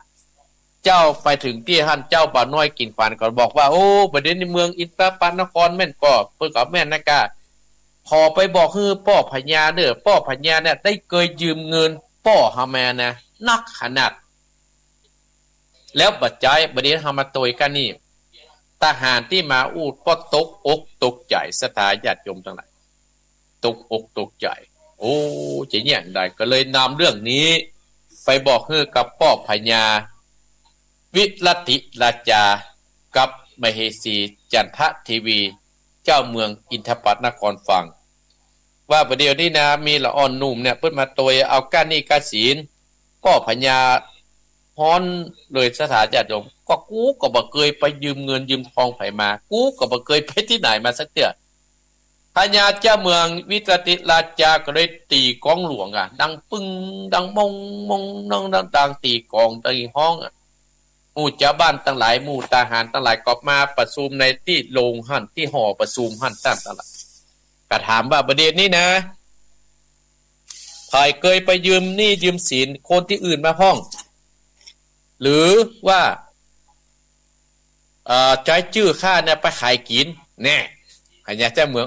ชื่อคนไปขายกินมันมีตั้งแต่อดีตมาตั้งแต่พญาเจ้าเมืองนี่มาแล้วเนี่ยเนาะอินทปัตนครเนี่ยบางคนก็ใจชื่อคนนั้นไปขายกินก็มีนะคนบ้านเฮาเนี่ยเปิ้นใจมานะกะเปิ้นใจข้ามานะกะเจ้าเมืองวิรติราชากับมเหจันททีวีเนี่ยนะตั้งหลายก็ถามว่าไผที่ไปยืมเงินของพ่อเศรษฐีขัตติยะเศรษฐีนี่มาที่พี่มาโตยอันนี้เนี่ยบอกคือค่ากรรมค่ามาเอาโตดนะคนตั้งหลายก็กลัวกันตั้งหลายก็บอกว่าพ่อพญาเฮาเนี่ยบ่เคยไปยืมหนี้ยืมสินไผมาสักคนนะมันเป็นไผหรือว่าใจจื้อข้าไปจุเปิ้นบ่ดีนะเจ้าเมือง อิทธปานครก็ไหว้อันต้านตั้งหลายโอ้ต้านพญาบอกอู้จ๋าปะเล้าปะลมคนในเมืองเฮืองกะตามเนี่ยอีได้กะตามโอ้อีพ่ออีแม่เดือดร้อนกันที่เมืองอิทธปานครว่าเจ้าบ่าวน้อยกินขวานกับ6-7ใจนั่นจะมาโดยเอากานี่กาสินที่พญาเจ้าเมืองเป็นที่น่าเสียดายตั้งต่างหลายบัดนี้5:36 นาทีแต่ว่าทำบ่าวน้อยกินขวานจบตัดที่นี่ว่าเจ้าบ่าวน้อยกินขวานจะได้เงินปิกไปให้พ่อพญาขัตติยเศรษฐีอัตมาภาพก็สามารถตอบได้เนื้อสถานตั้นเจ้าภาพ ก็ติดหน้านะกับฟังผูกต้น8แห่งกรรมว่าเจ้าบ่าวน้อยกินขวานพร้อมเจ้าลัทธิกุมารพร้อม7-6ใจนั่นที่มานั่นน่ะจะได้เงินได้ทองปิกไปก็เจิญอีพ่ออีแม่นั่นมาสดับรับฟังแห่งกรรมหนึ่งเนาะสถาญาติโยมไผที่มีโอกาสลองโทรรู้สึกว่าโทรศัพท์อาตมาภาพนี่ล้วนและสถาญาติโยม ล้วนนะโทรศัพท์ที่รับสายนะไปโทรก็ต้องโทรเด้อ0828857225มันเป็นภาษาอันนี้หมดจะปิดกับปิดบ่ได้นี่ถ้าไผลองโทรกับลองมันสะดุ้งสักกรรมนะลองมันสะดุ้งสักกรรมนะสถานเนาะลองโทรมาเด้อ0828857225สงสัยถ้าจะโทรบ่ได้เลยสงสัยนะอาตมาว่านะสบายถ้าจะโทรบ่ได้ละเพราะว่าเราจะต้องเอาถ่านมาออกซะก่อนหรือว่าแบตมาออกซะก่อนแต่อาตมาภาคกับพระเจ้านะเอาแบตออกกับพระเจ้าแล้วก็ปิดกับพระเจ้ากระด้างกึกๆเนี่ยไปต่ำใส่ของมันเนี่ยมันแบบเจ้าช่างเนาะสงสัยถ้าว่าโทรบ่ได้ก็อาตมาภาพก็จะอู้ธรรมะไปจนเสี่ยงเวลาพวกกัน20 นาทีบ่ได้และอู้ถึงท่านเจ้าภาพที่ได้โทรมาให้เป็นเจ้าภาพก็อนุโมทนาโดยแม่ไข่แก้ววงคำนี่อยู่บ้านบวกกว่า5นครเจดีย์เพิ่นได้บริจาคการเทศน์ให้อาตมาภาพพ่อสมศักดิ์แม่เพนขาวเตี้ยตานไปให้กับพ่อน้อยปานไม่เงินและนายอเดกชัยกวินอุทิศบุญกุศลให้กับพ่อสนใจชัยกวินแม่คำปันจอมพันตานไปให้กับเจ้ากรรมในเวรแม่น้อมสุภาวงศ์ตานไปให้กับพ่อมูลสุภาวงศ์ตานไปให้ครูนิตยาตานทั้งหลายแสดงว่าถ้าบ่ดีแล้วนี่สถานเนาะมันให้จะใครเปลี่ยนใหม่นะสถานฮะก็นั่นคือปิดก็บ่ได้ถ้าปิดได้มันก็คงจะโทรได้ถ้าโทรได้ก็โทรเนื้อสถานถ้าโทรได้แต่มาภาพกับธรรมะมาอู้จาต่อไปกับสลับธรรมเจ้าบ่าวน้อยกินขวานนี่จะได้เงินบ่ได้เงินเนี่ยแต่มาภาพบ่ฮู้เน้อสตาญาติโยมเนาะก็บ่ฮู้เน้อเพราะว่ามันจบตัดที่นี่เอาภัยที่จะโทรก็โทรเด้อฝ่ายปะโทรอาตมาภาพก็จะเอาธรรมะมาอู้ต่อธรรมะที่อาตมาภาพเขียนมาก็ยังค้างนี่อยู่เพื่อมันกับเอ็กซิเดนต์เนี่ยคณะสถานเนาะเนี่ยไปเลยเอ็กซิเดนต์แต่เบอร์อาตมาฮะเอ็กซิเดนต์แต่นะเอ็กซิเดนต์แต่ถ้าก็จะอู้โทรศัพท์จะมันเป็นภาษาอังกฤษมาหมดสถาญาติโยมเนี่ยปิดก็บ่ได้เป็นยมฮู้ก็บ่าวน้อยเก่งกว่ากระจบตัดที่นี่ในสถาญาติโยมอาจจะโทรก็โทรหาอาตมาภาพได้0828857225นี่โทรบ่ได้เน้อนี่โทรบ่ได้นี่โทรบ่ได้นี่โทรบ่ได้นี่โทรบ่ได้นี่โทรบ่ได้ห้ามโทร087เน้อแม่เพนห้ามโทรแม่เพนห้ามโทรมา087เน้อมันโทรบ่ได้ก็ต้องโทรแล้วเน้อแสดงว่าโทรศัพท์อาตมาภาพเสียละแสดงว่าโทรศัพท์เสียละ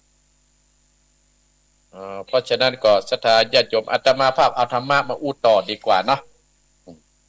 มันต้องโทรนั่นน่ะศรัทธาญาติโยมเพราะว่าโทรศัพท์อาตมาภาพเสียไปแล้ว วันนี้อาตมาภาพจะได้เอาเรื่องการทำบุญสุนทานมาอู้ให้ศรัทธาญาติโยมเนาะอาตมาภาพก็เอาเรื่องการทำบุญสุนทานมาอู้คณะศรัทธาญาติโยมการทำบุญ10ประการศรัทธาญาติโยมเนาะการทำบุญ10ประการการทำบุญ10ประการนี่ก็มี1บุญที่เฮา บุญที่เกิดจากการฮืดตาน 2. บุญจากการรักษาศีล 3. บุญจากการเจริญภาวนา 4. บุญจากการทำกิจการที่ชอบ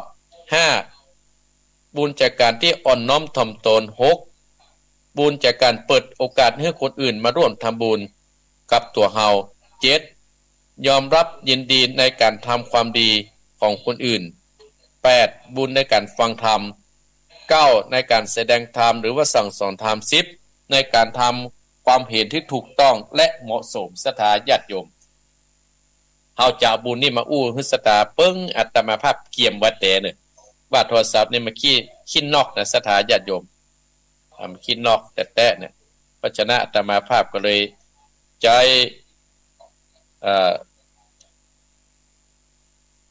ใจหลักธรรมนี่อู้ที่เวลาที่มันเหลือประมาณ20กว่านาทีนี่เนาะศรัทธาญาติโยมเนาะบุญนะศรัทธาญาติโยมคนเฮาน่ะเกิดมาแล้วก็อยากได้บุญเหมือนกันคู่คนอีพ่ออีแม่จะเฮาอยากได้บุญเหมือนกันคู่คนเพราะว่าเฮาเกิดมาแล้วก็ว่าแสวงหาบุญกันแสวงหาบุญกันคู่คนบุญที่เกิดในการฮืดตานในการฮืดตานนะเฮาอยู่มีอยู่3อันย่อยๆนั่นก็คือวัตถุทานที่เฮาหามาได้ 2. เจตนาที่เฮาจะไปฮื้อเปิ้น 3. บุคคลที่เฮาจะไปตานเปิ้นศรัทธาญาติโยมวัตถุทานที่เฮาหามานะถ้าเฮาไปลักมาเนี่ยมันก็บ่ได้บุญนะท่านทั้งหลายและเจตนาเฮาทำเนี่ยเฮาเจตนาเฮาบริสุทธิ์พุทธพองและบุคคลที่เฮาจะไปฮื้อกินฮื้อตานอย่างศรัทธาญาติโยมอีพ่ออีแม่พี่น้องคณะศรัทธาญาติโยมหมู่พ่ออุ้ยแม่อุ้ยพ่อออกแม่ออกด้านผู้ฟังทั้งหลายนะที่ได้ทำไว้นะมันก็จะเป็นบุญเป็นกุศลกับหมู่เฮาด้านทั้งหลายคู่คนที่เฮาได้กินได้ทานไปบุญจากการฮื้อตานการฮื้อตานเนี่ยศรัทธาญาติโยมมันทำให้เฮานั้นมีความสุขคนรับก็มีความสุขคนที่นี้ก็มีความสุขศรัทธาญาติโยมและเฮาต้องไปช่วยเติมช่วยแทงคนเฮานั่นเกิดมาแล้วก็ต้องมีหลักธรรมอยู่ในจิตอยู่ในใจนั่นก็คือพรหมวิหารทั้ง4เฮาจะถึงจะเป็นคนฮื้อตานก็คือมีความมีเมตตาช่วยเหลือคนอื่นที่มันทุกข์ได้ยากมีความเมตตากรุณาคือเอื้อเผื่อแผ่คนมุทิตาคือมีความปล่อยยินดีอุเบกขาคือความวางเฉยถ้าเฮาจะฮื้อทำบุญม่วนๆทำบุญเงินๆนะเฮาก็จะว่าเป็นคนหูเบานะท่านทั้งหลายเพิ่นเล่าอย่างนี้นะเล่าเหนือเล่าใต้จะว่าโอ้ไปทางเหนือไปทางใต้ได้ยินอย่างไปทางใต้ได้ยินอย่างมันก็จะบ่สนุกสนานก็จะไม่ได้บุญได้กุศลเท่าที่ควรเนี่ยว่าบุญในการรักษาศีลเนี่ยท่านทั้งหลายเป็นเหมือนกับน้ำที่มาฮดมาหล่อมาน้ำที่มาฮดมาหล่อที่มาให้เฮาเนี่ยได้น้ำที่มาให้เฮามาฮดมาหล่อที่ล้างสิ่งที่มันบ่งามบ่ดีที่มันโป้นจากสิ่งที่มันเหมือนกับเฮาไปที่อื่นมาไปกลางต้งกลางนาเนี่ยศรัทธาญาติโยมก็ทำให้เฮาเนี่ยให้เฮาสะอาดขึ้นมาสิ่งของที่เฮาหามาเฮาก็จะให้มันสะอาดอย่างพ่ออาจารย์ก็จะนำหมู่เฮาท่านทั้งหลายไหว้พระแล้วก็สัมปทานศีลเนี่ยเป็นของดีนะท่านทั้งหลายไปทางใดถ้ามีศีลกับเนื้อกับตัวเฮานี่นะมันก็จะดีกับเนื้อกับตัวเฮาไปทางใดก็จะสง่าผ่าเผยศีลมันเป็นของหอมไผก็ใครอยู่ใกล้อย่างครูบาอาจารย์เฮาท่านทั้งหลายหมู่เฮาก็เฮกันไปกินไปทานเพราะหยังเพราะว่าครูบาอาจารย์เฮานะเปิ้นมีศีลอันเป็นของหอมอย่างครูบาที่เปิ้นได้มรณภาพครูบาวงครูบาขาปีครูบาศรีวิจัยเฮาเนี่ยเฮาไปไหว้เอาศีลเปิ้นหลอดศรัทธาญาติโยมที่เปิ้นมีศีลที่เปิ้นมีศีลกับเนื้อกับตัวเปิ้นคนมีศีลเนี่ยท่านทั้งหลายไปอยู่ใกล้มันถึงม่วนกับคนที่เปิ้นมีศีลมีธรรมโอ้มันนึงอยู่มาม่วนเนี่ยครูบาอาจารย์ตนใดที่เปิ้นมีศีลมีธรรมที่หมู่เฮาท่านทั้งหลายติดตามโดยเนี่ยเปิ้นมีศีลมีธรรมอยู่ในจิตในใจเปิ้นศีลเนี่ยทำเฮาเนี่ยเป็นคนดีศีลเนี่ยเป็นของหอม3เนี่ยการเจริญเมตตาภาวนานี่ก็คือเป็นบุญอย่างหนึ่งที่เฮาบ่ต้องลง ที่เราบ่ต้องไปซื้อตามเซเว่นที่เราบ่ต้องไปซื้อตามตุบกัดเฮาจังใจตัวเฮาการฝึกจิตใจเฮาเนี่ยตั้นทั้งหลายเมื่อมีสิ่งใดสิ่งหนึ่งได้มากระทบจิตกระทบใจเฮาเนี่ยเฮาจะสามารถฮู้ได้ว่าโอ้ประเด็นเฮาโคตรประเด็นเฮามิ่งเนื่อยเนี่ยคือการเจริญเมตตาภาวนาทำให้เฮาเนี่ยมีจิตพลังทำอันหยังก็มีสติปัญญาเฮาได้รับสิ่งอันหยังเฮาก็จะฮู้เนี่ยข้อที่4นะการทำงานในกิจที่ชอบอย่างหมู่เฮาตั้งหลายอันนี้ก็เป็นงานเหมือนกันอย่างท่านอาจารย์ท่านพระครูอภิวัฒนะเมฆกรมท่านพระครูกัลยาณปราโมทย์ท่านพระครูสุเมธธรรมศิวิที่เพิ่นทำกันเนี่ยเพิ่นว่าทำงานการงานที่ชอบอย่าง2 วันเนี่ยเพิ่นจะเอาต้นไม้ไปปลูกที่ไม่เหมาะกับแต่ตลาดเนี่ยเพิ่นทำงานคือเป็นแบบอย่างแก่ลูกศิษย์ลูกหา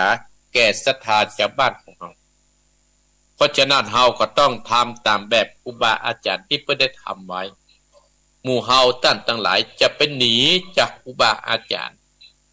ถ้าเฮาหนีจากครูบาอาจารย์เหมือนกับสัตว์หนีจากป่า ไปอยู่ในกรงเนี่ยท่านทั้งหลายเฮาหุ้ยปลาทั้งหลายถ้ามีครูบาอาจารย์แนะนำเฮาก็ช่วยกันสนับสนุนอาตมาภาพขอขอบพระคุณกับพี่น้องคณะสัตยาติโยมบรรดาศรัทธาญาติโยมท่านผู้ฟังเฮาทุกท่านทุกคนนี่ที่ได้เข้าใจงานครูบาอาจารย์มือเฮาก็มีเฮาก็ไปเตือบไปแท่งไปช่วยกันที่มีงานไปเตือบไปแท่งอย่าง2-3 วันเนี่ยศรัทธาญาติโยมที่เฮาไปกินตามที่วัดสันกูเล็กวัดที่สันกูเล็กที่เฮาลงจากสงแปโอ้แม่นว่าต่างมันจะยากหมู่เฮาก็ไปจิกกัวกันแล้วเฮาก็ไปกันอาตมาภาพก็ไปร่วมหันบรรดาศรัทธาแม่อุ้ยพ่ออุ้ยกันโอ้ไปกันมากหน้าหลายตาศรัทธาญาติโยมแม้นว่าฝนจะตกฟ้าจะห้องหมู่เฮาก็ตั้งใจยากเพียงใดหมู่เฮาก็ปากันไปศรัทธาญาติโยมอันเนี้ยมันนั้นเป็นบุญกับเกิดขึ้นเฮาก็เอาไว้กินในภายภาคหน้าเพิ่นว่าบุญกินบุญตาลนี่นะศรัทธาญาติโยมมันบ่นี่ห่างจากตัวเฮานี่นะถ้าเฮามันกินมันตานมันก็จะเป็นเสบียงเป็นเสบียงไปในวัยภายข้างหน้าเหมือนกับเฮาอยู่ในปัจจุบันเนี่ยสตาญาติโยมเฮามีกินมีตานก็เพราะหยังเพราะว่าบุญกินบุญตานจัดก่อนปางก่อนน่ะมันติดตามตัวติดเนื้อติดตัวเฮามาเฮาถึงได้มีกินมีตานถึงปัจจุบันเนี่ยบุญเนี่ยมันจะย่อมันจะก้ามจูอุดหนุนเฮาไปเลยบางครั้งเฮาจะสิ่งที่เฮาบ่พึงปรารถนาแล้วมานี้เฮาแล้วบุญนั้นมาช่วยเติมช่วยแทงเฮากับโป้นตุกปนยากก็มีนะสถาญาติโยมอันนี้อาตมาภาพถึงได้เอามาอู้มาจ่าให้ท่านทั้งหลายทำการงานในกิจที่ชอบข้อที่4ในการอ่อนน้อมถ่อมตนเฮาต้องรู้จักที่ต่ำที่สูงอันนี้ครูบาอาจารย์อันนี้เฮาอ่อนกว่าถ้าใครที่รู้จักอ่อนน้อมถ่อมตนเนี่ยศรัทธาญาติโยมโอ้มันดี3เพื่อเฮาหมู่เฮาตั้งหลายเปิดโอกาสที่เพิ่นมาร่วมทำบุญโดยกับเฮาอย่างคุณโยมที่เพิ่นได้แปลงศาลาเพิ่นตอดกฐินเพิ่นก็เชิญหมู่เฮาเนี่ยตั้งหลายเนี่ยไปกินไปทานกันอันนี้มันเป็นบุญเป็นกุศล7เฮายอมรับและยินดีในการทำความดีของคนอื่นเนี่ยใครที่เพิ่นทำดีกว่าเฮาก็ช่วยกันเตื่อมช่วยกันแท่งช่วยกันยู้ช่วยกันดันคือเปิ้นนั้นได้ดิบได้ดีกันเฮาจะไปอิจฉาคอยนวลกันซึ่งกันแล้วเฮาก็บ่สบายเฮาก็บ่ม่วนและทั้งหลาย8เฮามีการฟังธรรมเนี่ยอาตมาภาพเอาธรรมมาเทศเนี่ยในประเดี๋ยวนี้เฮาฟังธรรมมันก็จะเป็นบุญเป็นกุศลกับตัวเฮาและแสดงธรรมสั่งสอนว่าอันใดผิดอันใดถูกเฮาก็แนะนำเพิ่นไปและกัน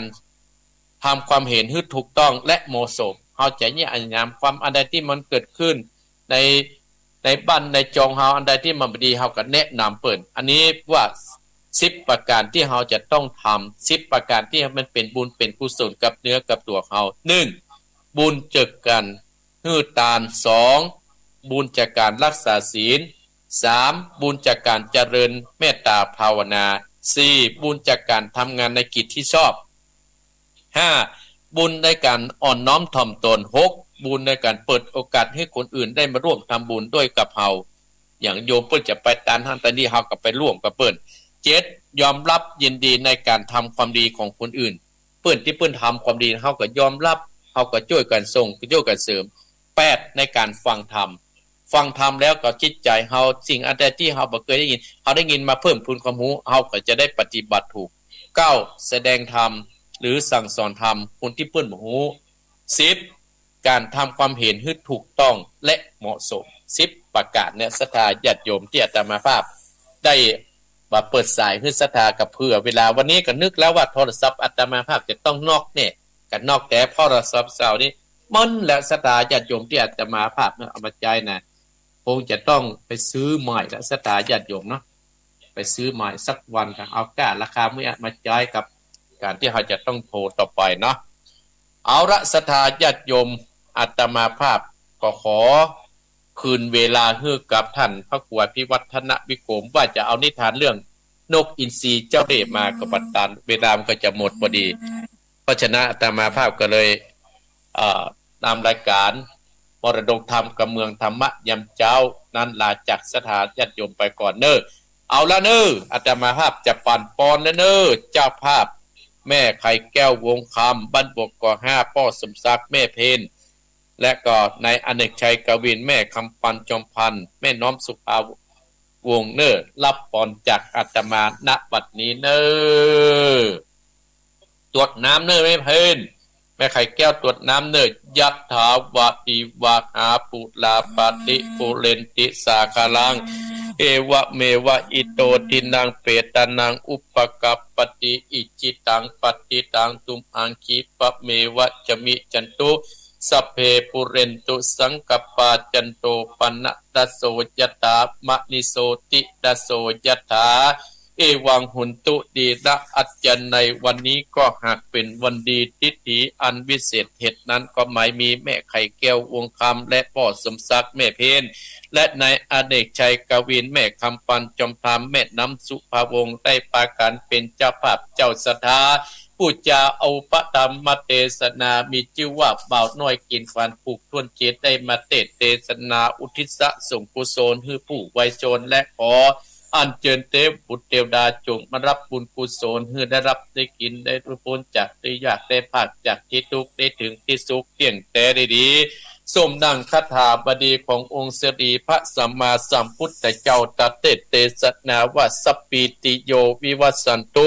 สัพพะโลกวินัสสันตุมาเตภวัตวันตรายโยสุขีติกายุโกภวะอภิวาทนะสีริสะนิจังอุตตาปจายโนจัตตาโลธรรมาวัตตันติอายุวันโนสุขังปะลัง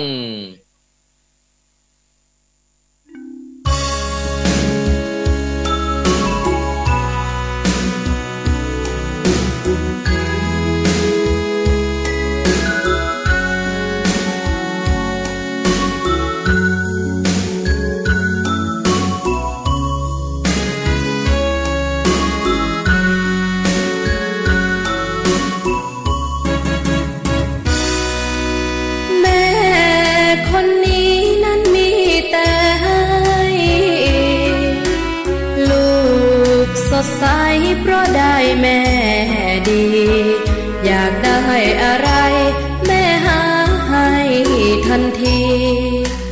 ให้ลูกมากอย่างนี้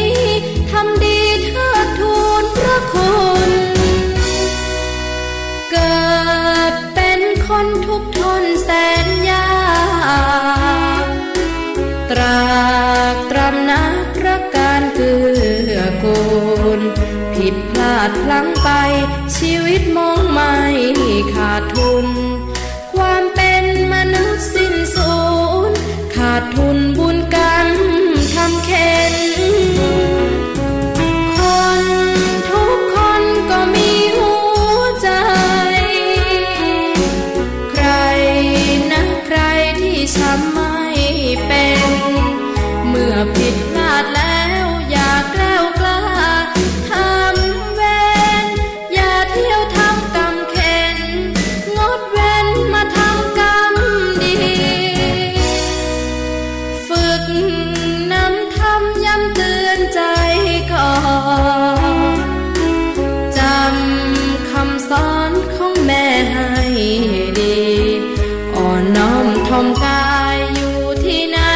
ำได้ทุกที่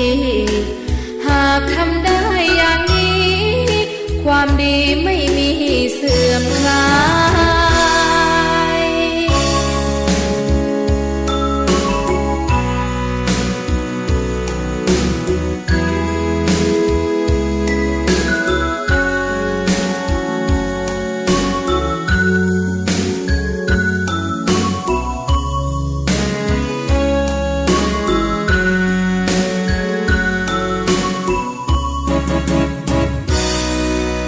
ฝึก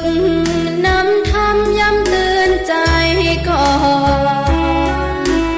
จำคำสอนของแม่ให้ดี อ่อนน้อมถ่อมกายอยู่ที่ไหนก็ได้ทุกที่ หากทำได้อย่างนี้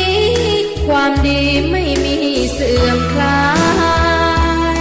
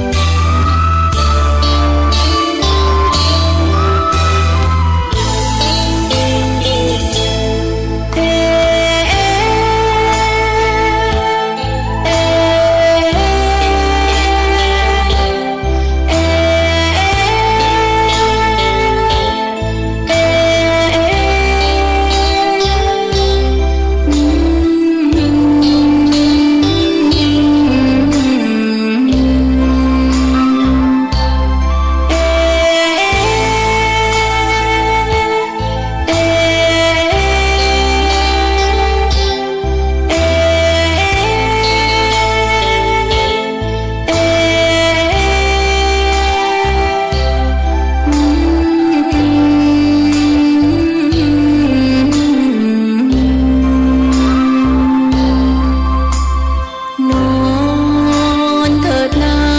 ลูกรัก นอนนุนตักของแม่ เจ้าอย่าอ่อนงอแง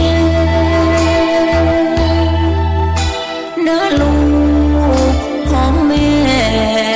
คนดี